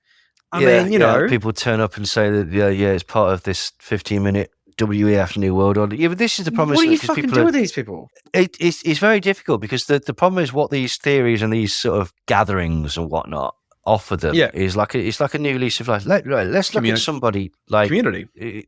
Yeah. But right said Fred. Yeah. Oh, they God. Yeah, quite. Okay. But let's look at them. What they've done is they've become relevant in a very, very sad and tiny way. But they were not relevant. And somehow they've managed to sort of find a way to, be quite popular again. And also there's this sort of circle jerk that goes off and say, oh, you're so clever. No, you're so clever. Exactly. For realizing that I'm so clever. And the problem is that the more you have a go at somebody and point out that you're an idiot, the more he goes, of course you think that, because you haven't got the special knowledge that I have got. Exactly. And it polarizes people and forces people more into their echo chambers.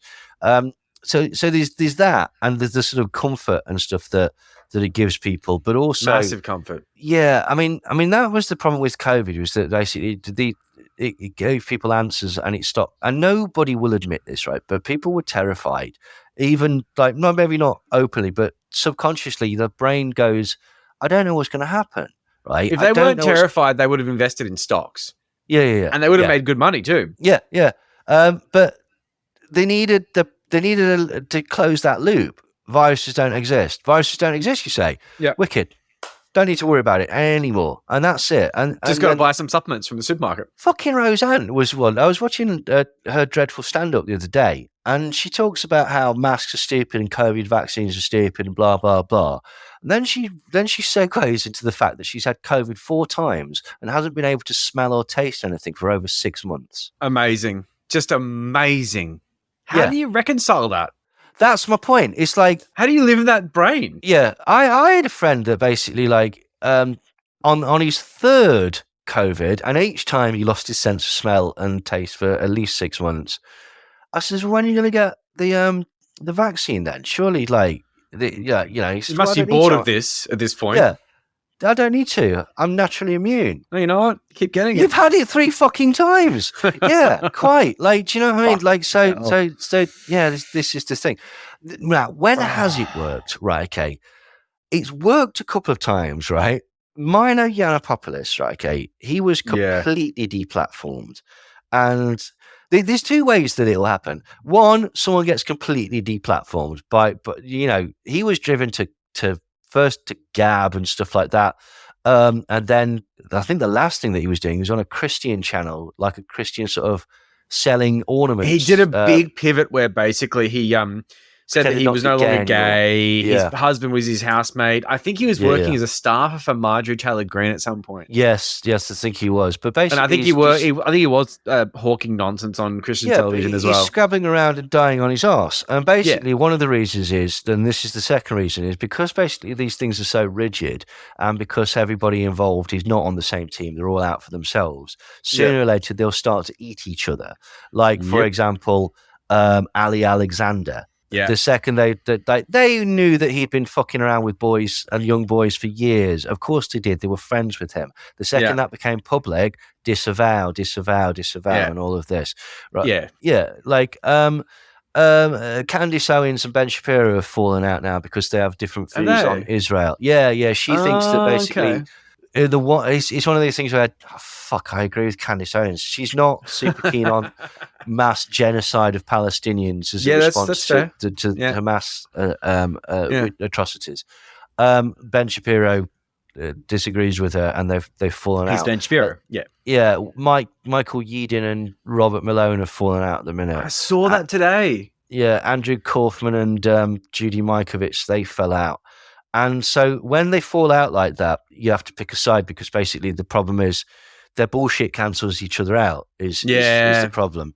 So sadly, the only ways that I can think is either massive deplatforming of the person themselves to the point where basically they just can't get their content, or just sitting until the society that they've created sacrifices them because they get bored of them, or they're not extreme enough for them, or the mood has changed, or they remember, like, I mean, obviously there's a bit of sort of like sway with that, because, for example, your RFK, people are like, the evidence that you lied about Epstein and your fucking first wife died in very, very strange circumstances. Everybody's doing the mental gymnastics to try and explain that away now at the minute. The thing that always got me was about where David Icke was saying stuff like, oh, you can't trust the BBC and you can't trust this. It's like, you've been on the BBC so many times. He's been on like that show with Michael Portillo, who's on Wogan twice.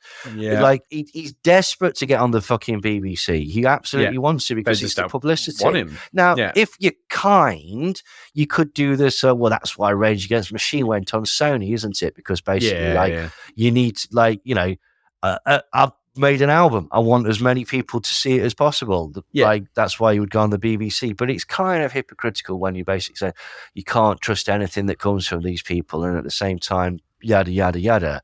And as I say, like, you know, he's cross at the minute, obviously, David, because everybody's pinching his stuff. Exactly. Despite him doing the same thing to everyone else. Quite. But the pool's also, you know, quite diluted. And like I was saying earlier, like it must be quite tricky for some of these guys who like the money, like the prestige, but find there's a new upstart. We've got one called Maria Z, who's a real shooting star on our scene. And basically she is doing the Alex Jones model really well. She's she just lies through her teeth, and she just says the most absurd things to camera. She does it in this little room with these crochet little frames behind her. It's the most adorably weird thing, but she sells mRNA-free beef. You know, she sells. Oh, right, fucking just how the nonsense. Fuck how she got the mRNA out of the beef? Yeah, I haven't asked her the question, I'm afraid. I mean, like, it's just that thing. Like, you know, she's just a consummate fucking con artist, and it's incredible to watch. I have a begrudging respect for her, but you've got to have this thing where, so for example, one of the ways she got up is that she got really buddy with Stu Peters. But Stu Peters has got to start thinking, shit, like Maria Z was like this novelty from Australia who was working out of her mum's bedroom, but now I think she's bought a unit and she's selling a lot more supplements than I am. Fuck, maybe I need to knock her down a peg. And I would be very surprised if Stu Peters, basically a protege, turned around at some point and said that Maria was, you know, a part of a New World or some sort of pedo, because she's just too good. I mean, she is a bullshit artist of the highest caliber. Oh, can't you remember when Alex Jones and David Icke were beefing because, like, he's a turd in the punch bowl. He says all this stuff about CFR and blah, blah, blah. Then he brings up this lizards bullshit and blah, blah, blah. And then Alex pivots to fucking interdimensional demons and meeting God whilst eating a chicken fried steak and stuff like this. And, like, so again, they've got no shame. This is the point. But you're absolutely right, because, like, and this is why they tend to start eating each other, because they prop each other up, but at the same time, and so to a degree, they're reliant on each other for creating the ecosystem. But because and getting a reasonable amount of people on board.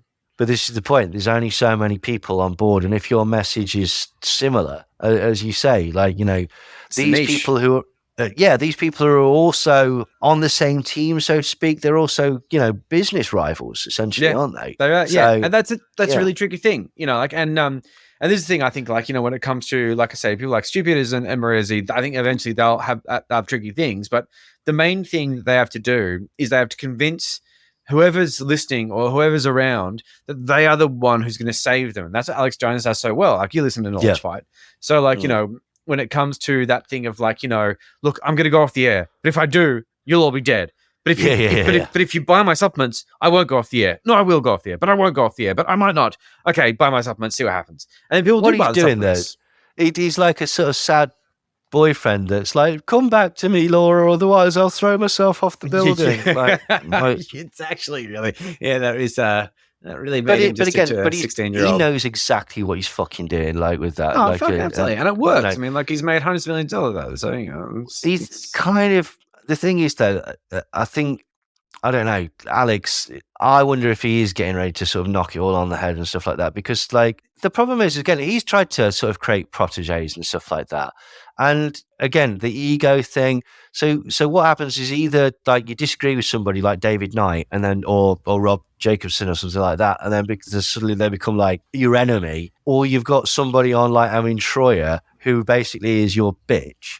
But isn't making you any money, and can't exist without you. Like he just can't. But it's he's like also, Trevor Noah after Jon Stewart. I mean, sorry, man, I didn't watch. It's a dilution of it, isn't it? The things that we liked about Alex, we can see in Owen, but he's like a photocopy of a photocopy of a photocopy. Yeah, he does the outrage and blah blah blah, but he's just not. He hasn't got the charisma of Alex. Like that's the thing, and this is the bizarre thing about the sort of, it's not necessarily always information, is it? Or it's the presentation of it. So, and coming up with new stuff really as well, because that's the other thing that people don't tend to like to admit, is that a lot of the reason that people are into conspiracies and stuff of any description is the entertainment value. Like, exactly. It's a mystery. And that doesn't necessarily even mean like, your wacky conspiracy theories and stuff like that. People are interested in, people read like Private Eye, Punch, magazines about sort of like, political intrigues and stuff like that. Fuck Game of Thrones, etc. That's what people like. People like plots and stuff like that. And people are shits.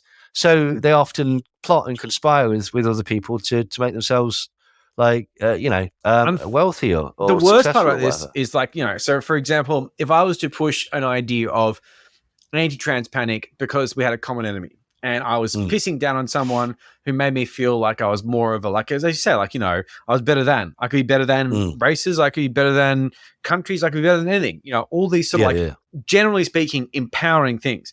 It's very difficult to empower someone by saying, I think we should all pay more tax so the people with no opportunities should have a chance in life. Yeah, but again, it's not very sexy. But again, that kind of is like, it's like with the criticisms of the lockdowns and stuff like that. Like, okay, everybody kind of like, it's down to personal inconvenience. Like, these things offer you personal inconvenience for the greater good. These things offer you, like, it's all upside. It's all upside. Now, maybe this is detrimental to society as a whole. But fuck like, society. What are they fuck do for society. You? I'm interested in me at this at the moment. Yeah. And that's the sort of, the sort of marketing genius of it, is that basically you get something personal out of it. But how do you counter that? Well, because it's basically, you can't. Well, I mean, you need to people to grow the fuck up, because the problem that's a is big ask. Well, absolutely, because again, like let's say, like let's take the example of COVID, right? Okay, COVID denial stuff, lockdowns, massive pointers, etc. It's win-win, baby, because basically, like, you get to do what you fucking like to do and act like a petulant child, right? And whinge, but you've framed it in, we're this community, we're actually doing good, we're trying to tell people not to. We're resistant to slavery because masks equal slavery, or vaccines are deadly, or lockdowns killed more people than the virus. None of which is true, but again, this is the rhetoric that he's built up, because again, that's sort of the point with these things. They're framed in such a way that QAnon or whatever, you're the resistance, you're fighting, you're the tip of the spear, etc. And you're saving the kids. Well, let's think about it. How did Brent and I get out of this? Like, well, I think for different reasons. Well, yes, for different reasons, but from the opposite ends of it. Basically, Brent saw it in the sort of real world, and I saw it in the sort of behind the scenes, where I'm watching people that, and this was just the case for both of us, we saw through the lies. It doesn't take much for that snowball to start, because I'll tell you for why. Because like, we've had quite a lot of people come with us regarding the sort of podcasts and stuff like that, where, I mean, I saw it where basically like people were that desperate to put out content that they just put out stuff that they knew wasn't true and stuff that was bullshit, exactly. and then did it in the sort of, oh, but I'm Status just quo. asking questions and stuff like that. But you're not. You'd really like you're making leaning statements. and you're leaning into dangerous areas here, right? Okay, there was some that basically started like, well, maybe Holocaust denial, and maybe like this anti-Jew stuff, and maybe this sort of stuff. Put the brakes on. Is fine, and and then the other end of it was with Iconic and stuff like that, where they just went, we're pretending that COVID doesn't exist. Yeah. Despite the evidence that I physically put in their hands and the conversations that we had behind the scenes, right? I mean, that's hard because I think you said before, like that got you alienated. Absolutely. But it also made me go, bullshit, I don't want to be involved in this. And with Brent, he saw the sort of, well, hang on, this cloning shit, this crisis actors thing doesn't make any sense. And if Brexit happened, that doesn't make any sense. And if Trump happened, that doesn't make any sense. Yeah, because if they were elected or not selected, then why didn't Hillary get up? I mean... Yeah, but I suppose it depends what people are getting out of it, isn't it? Because I was trying to think back to when I sort of got into conspiracy theories and stuff like that. Because now, obviously, Brent's been desperately, like, introspective and, like, Brent. Like, he's really thought... He's very much like that. No, absolutely. But I'm trying to think when I got heavily into conspiracy theories and stuff like that, and it was partly because I just stumbled across some DVDs and things like that. But I was trying to think back to what, like, I'll put it this way, right? Okay, and this may well be correlation as opposed to causation, but I don't think I was at my happiest at that point in life. Yeah. I was looking for something, and I was of the age where I'm not at uni anymore. I'm in the real world. Like, do you know what I mean? So it was post 9/11. Yeah, absolutely. Okay. Like one of the. I mean, the thing was, like, I'd always liked UFOs and JFK, Yetis, Loch Ness monster, ghosts, that sort of stuff. Been fascinated by all that sort of stuff. The first sort of like conspiracy thing that I got off my mate Chris. His granddad had sent him a presentation. It was Ed Begley Jr. Talking about 9/11 and how he felt that there was something fishy going on, and then the second DVD was a Dave von Kleist 9/11 in Plain Sight. Okay, and that opened the whole thing up to me, and then I discovered InfoWars and stuff like that. And it started. And, I was fascinated by it. It was like a hobby. It was like a new hobby. And very, very quickly, it became sort of like the only thing that I would talk about. I'm sure my friends would testify that basically I was like that too. There was a period where nothing absolutely. And I'll tell you why. The first thing that moved me away from it was hanging out with another mate that I'd, for want of a better phrase, pilled. I'd got him into the conspiracy stuff. I didn't kill anyone. I'm so fucking ashamed of myself now. I didn't even think about that. I'd shown him Bohemian Grove, and I showed him the 9/11 stuff and blah, blah. Yeah. And I went round to his house one day. It wasn't even his house. It was a friend's house. We were having a party and whatnot. And he came up to me and just downloaded at me. Really? And, just basically like this and this and this and this. Because he was now in that stage. Like, do you know what I mean? Where everything... You created a monster. Yes. And I was like, oh, fucking hell. Am I like that? Yeah, do you know what I mean? So I was a real prick, yeah. I used to yell at people, basically saying, if you're not part of the solution, you're part of the problem. You're part of the problem. And here's why you're part of the problem. Yeah, I'm sure I did something. I think I upset somebody in a nightclub, basically. Like, at the pub so many times. So people got really pissed off at me. Yeah, and I just didn't care because no one's going to punch me. Fuck them. No. And also, basically, it's like, at that point, it's like, do you not realize what we're dealing with? I'm trying to tell you about this fucking cabal that's taking over the fucking world and murdering people on the news and stuff like that, and you don't care. When I say you're part of the problem, how don't you realize that's a real problem? You should be like stoked that I'm telling you this. I'm saving you. Yeah, precisely. So this is the thing, and again, like, I suppose it very much depends on how deep you go into these things. Because I've also got friends that basically like, I like to watch a documentary about JFK. Oh, I think that 9/11 was a bit fishy, etc., etc., etc. But it doesn't really bother their everyday life or whatnot. Do you know what I mean? Stuff like that. It's a side thing. I got a mate who thinks the moon landing was fake. It's fine. I'm not worried. I love him. He's great. It's fine. Yeah. Like, I've changed my mind totally about that. I used to think, totally, absolutely, it's bullshit, complete. Like, and now I'm like, No, I don't think. Did Buzz Aldrin faked. punch you in the face? Yeah, that was it. Like, He does like a punch. He does, doesn't he? But like, yeah, he's very fisty. but yeah. So if we're thinking about how to get people out of it, I'm just trying to think how I can apply this logic that what's happened to Brent and I, and see if there's anything. You've got to offer an alternative, I suppose, as well, and you've got to think of the reasons why people are investing in conspiracy theories. And so these are things I believe, and I'll follow up with you in a sec. Yeah, because so with me, so let's look back at it as me. Like, so I was perhaps a bit unhappy. So what happened where I was going out of it? I was getting happier. If I think about it, I was doing better at work. Yeah, I was becoming more confident in myself, etc., etc. Even though certain things had happened, because life happens to everybody and whatnot. Of course, yeah. And then sort of like finding the flaws and stuff with it. And I explained this to I mean, horribly like humble brag here. Like I was explaining this to this Swiss journalist the other day. Oh yes, and, yes. Barack Obama. Yeah. But because I I'm like Joel, I get a bit sort of obsessed with shit. And sure. That was the thing that I was obsessed with, was the conspiracy theories and finding the things. So I've kind of transferred my obsession to the story behind the story. Now, do you know what I mean? You know how sillily like deep we go with the podcast and stuff like that. It's ridiculous. But in the same way that like, oh, I understand where that came from now. That gives me the same buzz as the understanding what they the Bohemian Grove or whatever. Like, do you know what I mean? There's still like, the R moment.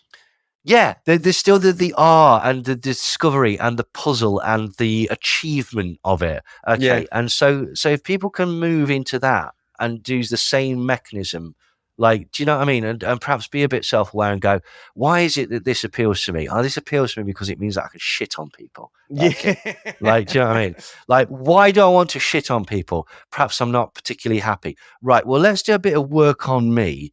And again, not for everybody, but a lot of people use the conspiracy stuff as this is going to sound horrible, but as a substitute for achievement or as a way to show that they're actually a nice person.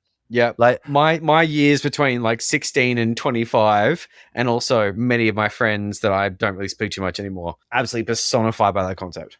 Also, it's a way to sort of reject society as well. And again, this isn't necessarily a bad thing because society is fucking rubbish, right? Okay, but yes, but it's often because you can't achieve within it, as opposed to why society. Yeah, and that's not necessarily your fault, even, right? No. Okay, because life is massively unfair, and some of the most talented and brilliant people just get the short end of the stick. But if you can create a scenario where you go, yeah, but I don't give a fuck about that because the real world is nothing like that. You're going to 9 to 5 and you're worried about getting your mortgage and doing this. That doesn't appeal to me because I'm fighting Satanists. That's right. Right. Exactly. Okay. And I'm waiting for the revelation where they're going to finally open up Area 51 because the world is far more wondrous and full of opportunity than it appears to be. Than your petty bullshit. Yeah, quite. Now, whether that pans out is another question. Well, regrets. I've got a few. Yeah, totally, absolutely. There's. I mean, I never quite got to that stage, like where it's like I'm not going to do this because of X or something. Like, do you know what I mean? Like, did, yeah. Like, well, I'm now. You know what? Now I've said that, I probably did, but well, I'll tell you one. Nikes. I didn't wear Nikes for years because I had it in my head. Well, it's two reasons. One, because I wanted to be a contrarian and go like, well, Nike's what everyone wears, so I'm not wearing that. And then I sort of couched it in the sort of, and they have slave. Yes, I definitely had a thing for that. Yeah, that was my lefty thing for sure. Brent didn't like it because basically it's the Saturn the Saturn thing, which I thought was very funny. Yeah. But then one day I just went, bollocks, I'm buying myself a pair of Jordans. And I know this sounds shallow, but they made me feel like a fucking prince. There was just something that I'd not allowed myself to do because of my mindset and ideology, was just get something frivolous that is pointless, but for no good reason makes you feel kind of happy. Yeah. And I had not done that before because I'd avoided it. And it's stupid. It's a pair of fucking shoes. It's stupid, but there was something about that just made me go, you know what? I'm going to be happy for that. Yeah. And I know that's shallow, and I get it. And I know it's a really silly, glib example and stuff like that.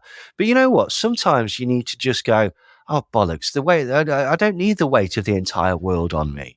I can be a bit selfish and a bit sort of shallow and a bit sort of just... And just participate. Pleasure seeking. Yes.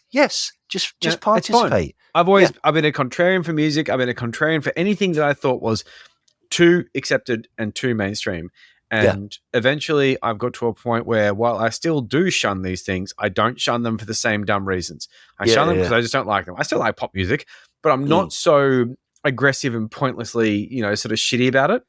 And I think there's something liberating about that. Well, the other point is as well, it's like finding out the world isn't as terrifying as people think it is. I said that, like the trans experience as well. Most people that are terrified about trans people have never really met a trans person. Yeah, exactly. Like I was used to work at a place, and there was a trans lady there called Emily. She's lovely, absolutely wonderful, and everybody was really like, I don't want to sit next to her. I don't want to sit. It was the same thing. I was like, why don't you want to sit next to her? And no one could answer. And it was What's like, the deal? Yeah. Because you think that if you sit next to her, everyone's going to think that you've shagged her, aren't you? Like grow the fuck up. Yeah, it's childish. It's incredibly childish. And I sat down, and Emily is the most fabulous person.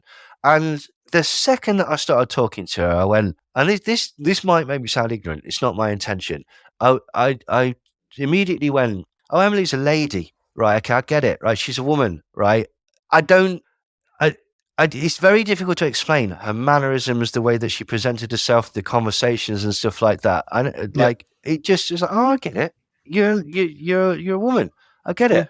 And she's ace. She's into all sorts of like weird, wacky sci-fi that I enjoy and stuff like that. And like Hitchhikers and Red Dwarf and things like that. There's a massive trans nerd crossover I found. All the trans girls I know are massive dogs. But this is the thing. But immediately the sort of like was taken away, because it's like, it's just Emily. It's just Emily. It doesn't matter. And this is the thing. The problem is that a lot of these conspiracies are a lot of far right ideology, a lot of anything that's hateful and stuff that relies on echo chambers and stuff like that. I know it's a bit glib and stuff like that, but it's like the American History X. It's like, I actually hung out with a black person and realized that actually that he's all right. Do you know what I mean? And then the ending happens, which kind of sucks. Yeah, we're of course. But the point being that basically you've kind of got to, for want of a better phrase, inoculate yourself to these things in society that you think are terrifying. And the way that you do that is by having a little bit of it, and then before you go. And everybody's sort of like, the world is changing in a huge way. Basically, when I was at school, right, which was in the 90s.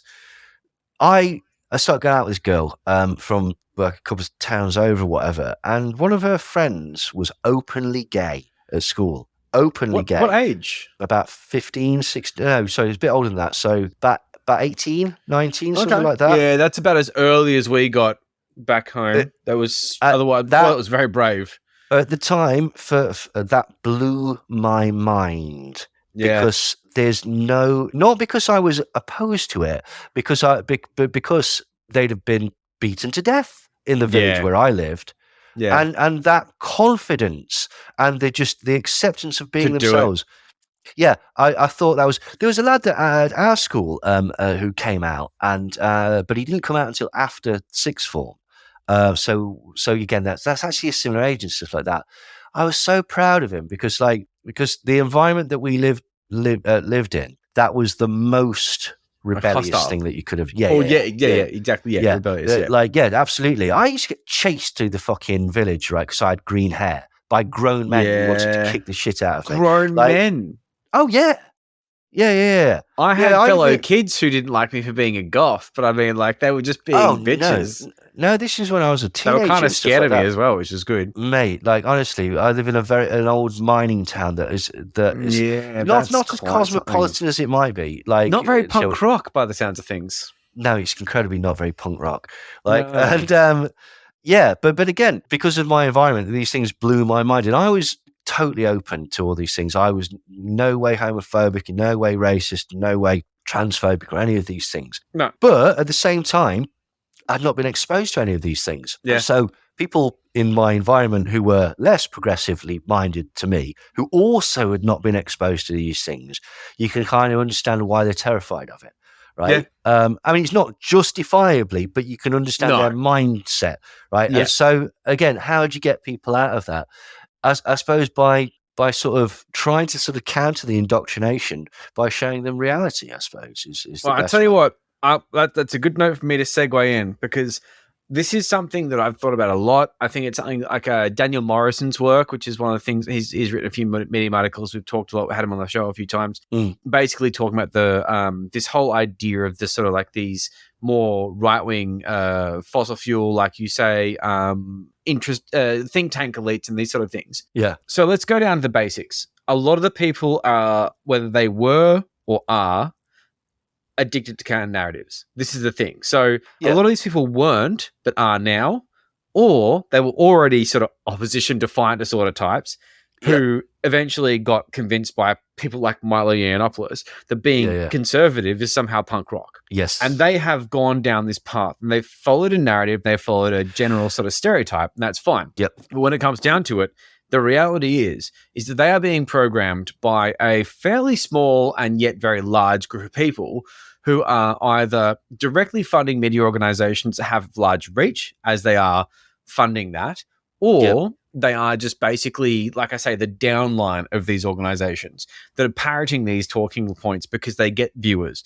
Partially, like I say, with that unintentional effect of Roger Ailes, where you think that what you're doing is you just kind of get viewers, but by the fact of this bizarre sort of serendipitous reaction to hatred, bigotry, persecution complexes, and a general sense of superiority of like one to the other, that it's very successful in getting viewers and attracting passion, which creates shares, which creates sort of viewers.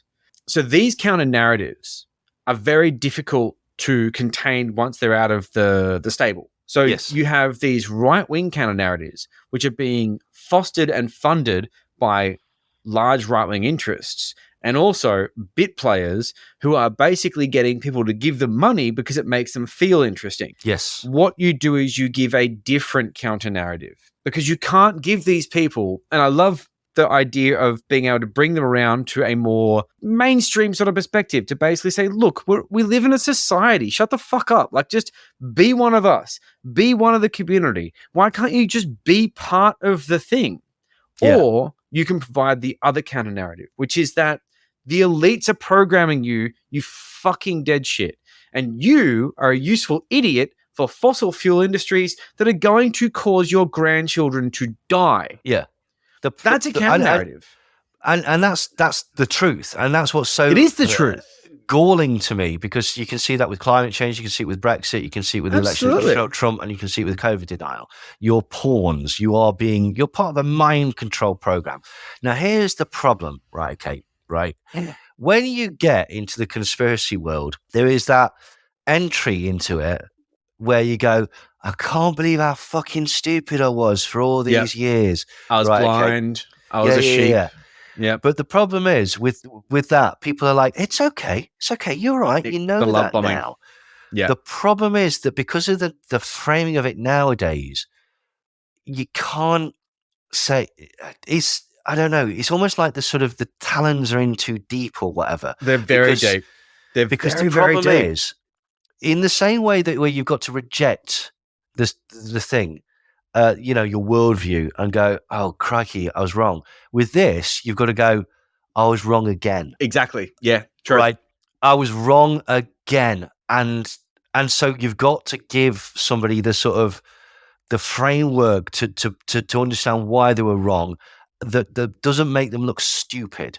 The only way you can do it, though, is, of course, in the fact that if you make them come around to a mainstream consensus where you realize everything is wrong, but you have no payout, then it's like the poker machine that basically just says, here's your money back, go home and forget anything happened. Whereas this one has the payoff of basically saying, you were wrong, but you wound up being right again.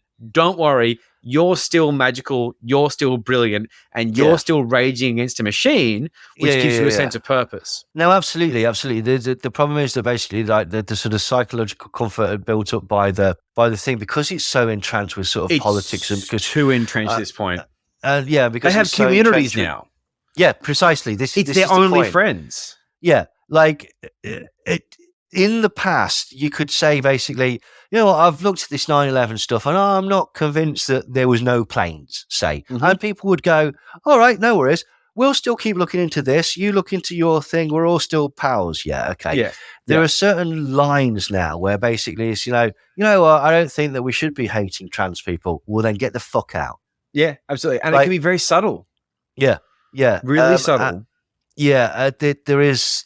and again, it's that shift, the whole movement shifted to the right. I mean, again, the microcosm of it is looking at is Alex Jones's content or David Icke's content and stuff like that. There was always the anti-Semitism and the sort of, but again, even when it was the anti-Semitism, it was couched in, it's not really anti-Semitism. It's just that these people happen to be Jews, kind of. Like, do you know what I mean? The common enemy thing is huge as well. Yeah. That was a bit of a revelation for me, actually, as well. Was at a point where I sort of looked at it and went, yeah, there's a fuck ton of anti-Semitism. Like, but most of the people don't realize that they're being anti-Semitic. Like, the canards. Like, 9 times out of 10, it used to be the fact that people were talking about, say, Rothschild banking and stuff like that. They didn't actually hate Jews or anything. They just had heard this trope. And so basically, like, they're talking about that and they don't realize that it's Nazi propaganda. I don't like finances. I think bankers are assholes. I've heard about the Rothschilds. I'm adding this up like a child. Yeah. But nowadays, it's kind of, it's a bit more extreme than that. And basically, like, there's a lot more sort of dog whistles and sort of, it's much more complex. And just out and out considered. Sort of claxons as well. Yeah. Well, but there's definitely there's people in the movement who are anti-Semitic, quite proud of it, and doing their best to make sure that sort of spreads. And like we mentioned Europe before, like I say, I love mentioning it, but the 12-hour Holocaust in our film, it's all through the movement, and it's that thing of like, I'm sorry, like, why are you sharing this? Why is this moment of awakening so important to you that you would cheapen the death of so many people? It's ridiculous. Like, no one's out there denying the Pol Pot in Cambodia and the Khmer Rouge killing 2 odd million people with fucking glasses, or Stalin's terrible work there. I mean, like, it just so happens the one that concerns the Jews is the contentious one. That's an interesting one, though. The Holocaust denial. Have you read the Deborah Lipstadt book, Denying the Holocaust? No. It's fantastic. She's the woman that took David Irving to court, or David Irving actually took her to court. Oh, wow. Okay. And backfired? Yeah, absolutely. Yeah. She called him a Holocaust denier. He took her to court to sue her. He ended up losing and paying her expenses, I believe. Good. He's a dickhead like David Irving. Although ironically, here's one of the things, right? Okay. And this is I hate to sound like a snob or anything like this, but people don't deal with information well. People don't know how to decode information. A lot of people don't understand like certain rules of media, which is bizarre because you can kind of read it on the television news, but then in print media and other things, that like people are very selective. If there is a question mark in the headline, does COVID vaccine cause death? ? You know the answer. The answer is no. Yeah. Because if the answer was yes, there would be no question mark. They would have a question mark. Exactly. They put the question mark there so that they can say any wild shit. But most people don't sort of like get that. Most people don't know how to write an essay and how to frame. I helped my lad's mate with his dissertation and he did really well in it. But basically, like when I was reading it and stuff, I was like, right, you've got to explain why you think this. You can't just say this. You've got to explain what evidence made you think that and why you think that evidence is good. And then you've got to compare the opposite argument and look at the evidence there and then weigh it up and see which is right. You need 4 points for, 4 points for against, and you need to show you're working. It's no good just saying this is a thing or I think this. Why is this a thing? Why do you think this? What evidence has led you down that path? Right? Okay.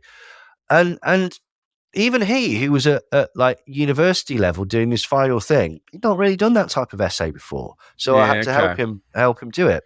Now, going back to the Deborah Lipstadt book on denying the Holocaust, why it's so good is it because it looks at sources and it looks at timelines. And this is so basically when it says, oh, there was a swimming pool at Auschwitz or whatever. Okay. So she finds out that, there wasn't. Well, there kind of was. It was a water tank that was used by the guards, right? Okay. So she finds out that, the facts about it, but then what she finds out is, well, who was the first person to say that this was a swimming pool? And what was the evidence that they got for it? And what was their perspective? And in every single occasion, you found out that this was a sort of card-carrying Nazi that was, many, many years after the fact, looking at nitpicking things to say, oh, well, this you pull this and the entire house of cards falls down. And by going and finding the source of the information, where it came from and why it was disseminated, you get a further understanding. So you can go, well, I can dismiss that. Or in some cases you can say, well, fine, that's solid. So, but a lot of people don't actually have these skills. And like David Irving as well, for all these faults and stuff like that, before he went absolutely mad and started being a Hitler enthusiast, he was an excellent historian, and the reason that he did that was because he had this tactic that I try to use whenever possible, is to put things in a timeline so that you can go, all right, well, what happened? When did this happen? And why did this happen? I recently read a book called Bloodlands, which is a fascinating book about the Second World War. And I don't know if they teach you. You do the Second World War when you're at school. Yeah, of course. Yeah. Right. But so I thought I knew everything about it, or the general gist. And what this book does is it lays out the timeline of why was the Ukraine important, why was Poland important, why was Czechoslovakia important, at what point and you find out that things like the Holocaust and the mass gassings and stuff like that happened because of a series of events. Yes, and they made sense. Do you know what I mean? Like when you sort of learn it at school, you go, all right, so from day one, they invaded Poland because of Lebensraum and started gassing the Jews. And it's like, no, that's not what happened at all. There was a lot more complicated. They'd already tried mass deportations and working people to death. They'd already been shooting people and doing mobile gas things. There was an ironic stage during the Second World War where, because there were so many German men fighting in Europe, they brought in Jewish prisoners to Germany to fulfill the working roles that the Germans weren't able to do. At the start of the Second World War, Jewish population of Germany was like 1% or something like that. And at times there was far greater than that due to the Nazi Party's actions and stuff like that, which then they were able to use to go, look at this and blah, blah, blah, and justify some gassings and stuff like that. There was also a thing that I found out that basically after the war, when German civilians were being taken on trains to places away from war zones and stuff like that, they were fearful that they were going to be gassed because they knew about it, which was not a thing that. But the point being that even things where you think, oh, I know how this went down, it's never as simple as that. Never as simple. There was Nazi policies directly influenced Soviet policies. Soviet policies directly influenced Nazi policies. American policies affected both of these people. And just that the world is far more complicated, and motivation is important. And understanding the circumstances that have led towards something, it is important to understand the complex nature of the world. Now, what conspiracy theories tends to do is bypass that and go, there's an overarching reason, there's a world plot, there's an X, Y, Z or whatever. And just to like absolutely 100% clarify, I'm not saying in any way that the Nazis were good or that their actions were justified by circumstance. Sense. No, absolutely not. It was horrific, obviously, as was Stalin. But it was just fascinating to hear the way that it all happened and sort of almost the grim inevitability of you can see where this is going. Obviously, with hindsight, you know that this is going to lead to this, which is going to lead to this, which is going to lead to this, and stuff like that. For example, I realized like Poland and Belarus were where the Einsack Group and stuff had a horrible, terrible time of it. Poland had an awful time from both sides, as did Ukraine. Yeah. And then essentially a lot of these places were just abandoned after the war as well. Like, so yeah, just economies fall and that sort of thing. Yeah. Yeah. But so my point is that basically even things that you actually think like, oh, I've got a fairly solid grasp on this, like, you often don't, and you know, and sometimes you don't even need to. Yeah, exactly. Yeah, like it's not necessary.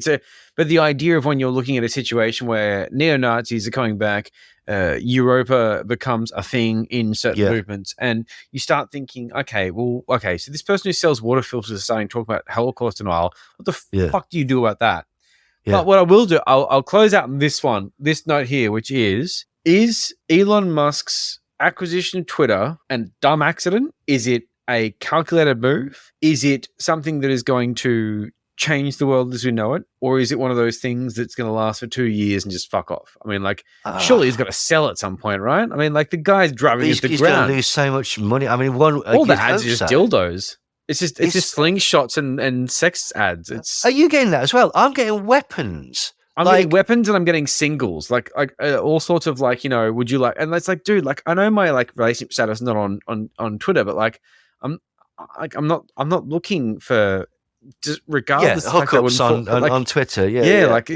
Where did you get this information from? Because I'm not looking for this. I'm not on Tinder. I'm like it's absurd. An absolute shit show at the minute. But it's because Twitter, there's nothing going on. There's no ads. There's nothing. It's just the bottom of the barrel.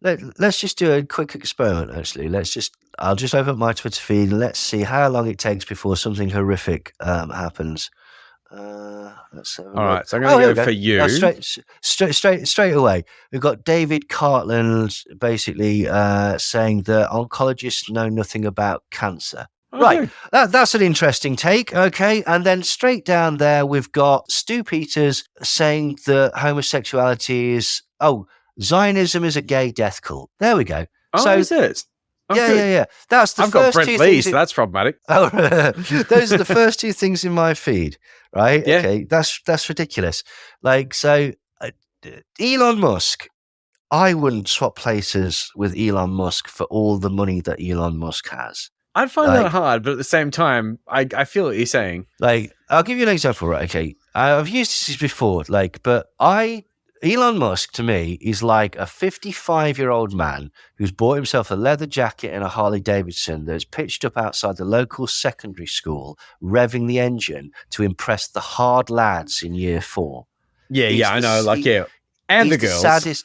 No, he's not interested in the girls. No, that's how sad he is. But he does kind of. He is just interested in lads, isn't he? Really? Yeah, he wants to be a bro. He wants to be a mate. And the problem is, and this is what happens when you actually listen to him talk and stuff like that. He might be very, very intelligent in certain areas and stuff like that. But most things, he's thick as shit. This bloke does not understand how to process some information. And also, like, all these leather jackets that he's wearing. Did you see the leather jacket that he had? The New York Times interview? Someone described it. I was going to pinch this, but that one was dreadful. But also the one where he was doing the Cybertruck release, and he looked all right. And then he turned around and he got this hand-painted skeleton with his arms out like this, I think with puppets dangling down or something. And it was like, someone described this, and I wish I'd come up with this because it's funny. He said, Elon Musk has got a real penchant for cool leather jackets, except they're not cool leather jackets. They're the sort of thing that a 14-year-old would think was cool. Yes, and I was like, that's spot on.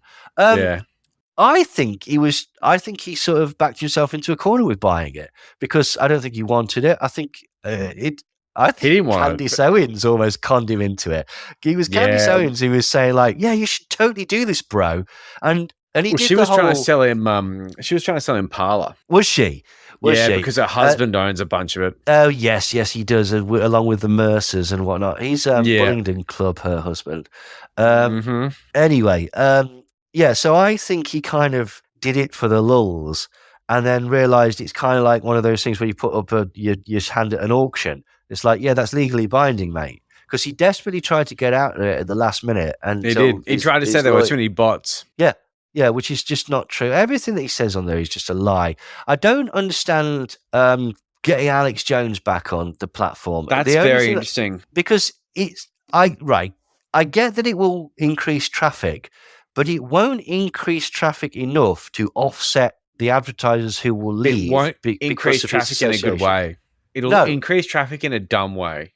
Well, of course, but it's almost as if he's like, I'm all out of ideas. The only thing I can think is get Alex Jones' audience back on. Or Alex Jones just basically just made him feel like a popular 15-year-old boy for a moment, and he said yes. Yes, that's entirely plausible too. I feel like his ego might have a bizarrely large part of this role. Did you listen to the spaces that he did with Alex talking about Sandy Hook and that? God, no. Andrew Tate was on there, and everyone. It was a cavalcade of fuckers. Like, he was so softball with Alex. He's like, so tell me about and this is the thing as well, he's not a particularly good public speaker, Elon. Like, he gets wrapped up in his own words and goes he does, he's asked Alex, so tell me what happened with Sandy Hook. And it's like, why didn't you go and look? You're literally on the computer right now. You can find Google out. Alex lied. Alex said, well, what happened was they tried to destroy me, this PR firm out of New York, because I was telling the truth. So they took a load of stuff from 5 years ago that they took it out of context and blah, blah, blah. It's like, that's not what happens at all, you lying fat shit. No, but that's what he does. But Elon just immediately went, oh, all right, yeah, no, fair enough. Like, brilliant. Okay, yeah. What does Tristan Tate think about this? It's my Christ. Yeah. He's a fucking idiot. He is a fucking idiot. And it's like, and he's a tragedy as well. Like, he's an absolute fucking his legacy is dog shit. He was a genius, and now he's not. Yeah. I keep telling me he was before he bought Twitter, genius. Now he's not. Yeah. Well, because he had a good PR firm, because nobody had actually listened to it. He had a good run. Yeah, he had a good run. Like, look, it doesn't matter. His mouth and people realized what he was really like. He's an idiot. He was famously well regarded, and now he's famously a part of the problem. What was it he said the other day? I keep trying to encourage my mate to troll him. He said something the other day. What was it? It was totally ridiculous or whatever. And I'm sure he did many times. Oh no, absolutely. I'm trying to think specifically what it was. I keep saying to my mate, just keep going on there and go, this is why Amber Heard left you. Yeah. Well, apparently she abused him. Who knows? The guys are. Yeah, I've heard all sorts of stories. She looks a bit like one of those, a bit punchy. She does seem quite terrifying, but at the same time, look, Elon probably deserved it. Look, it was fucking. Christ.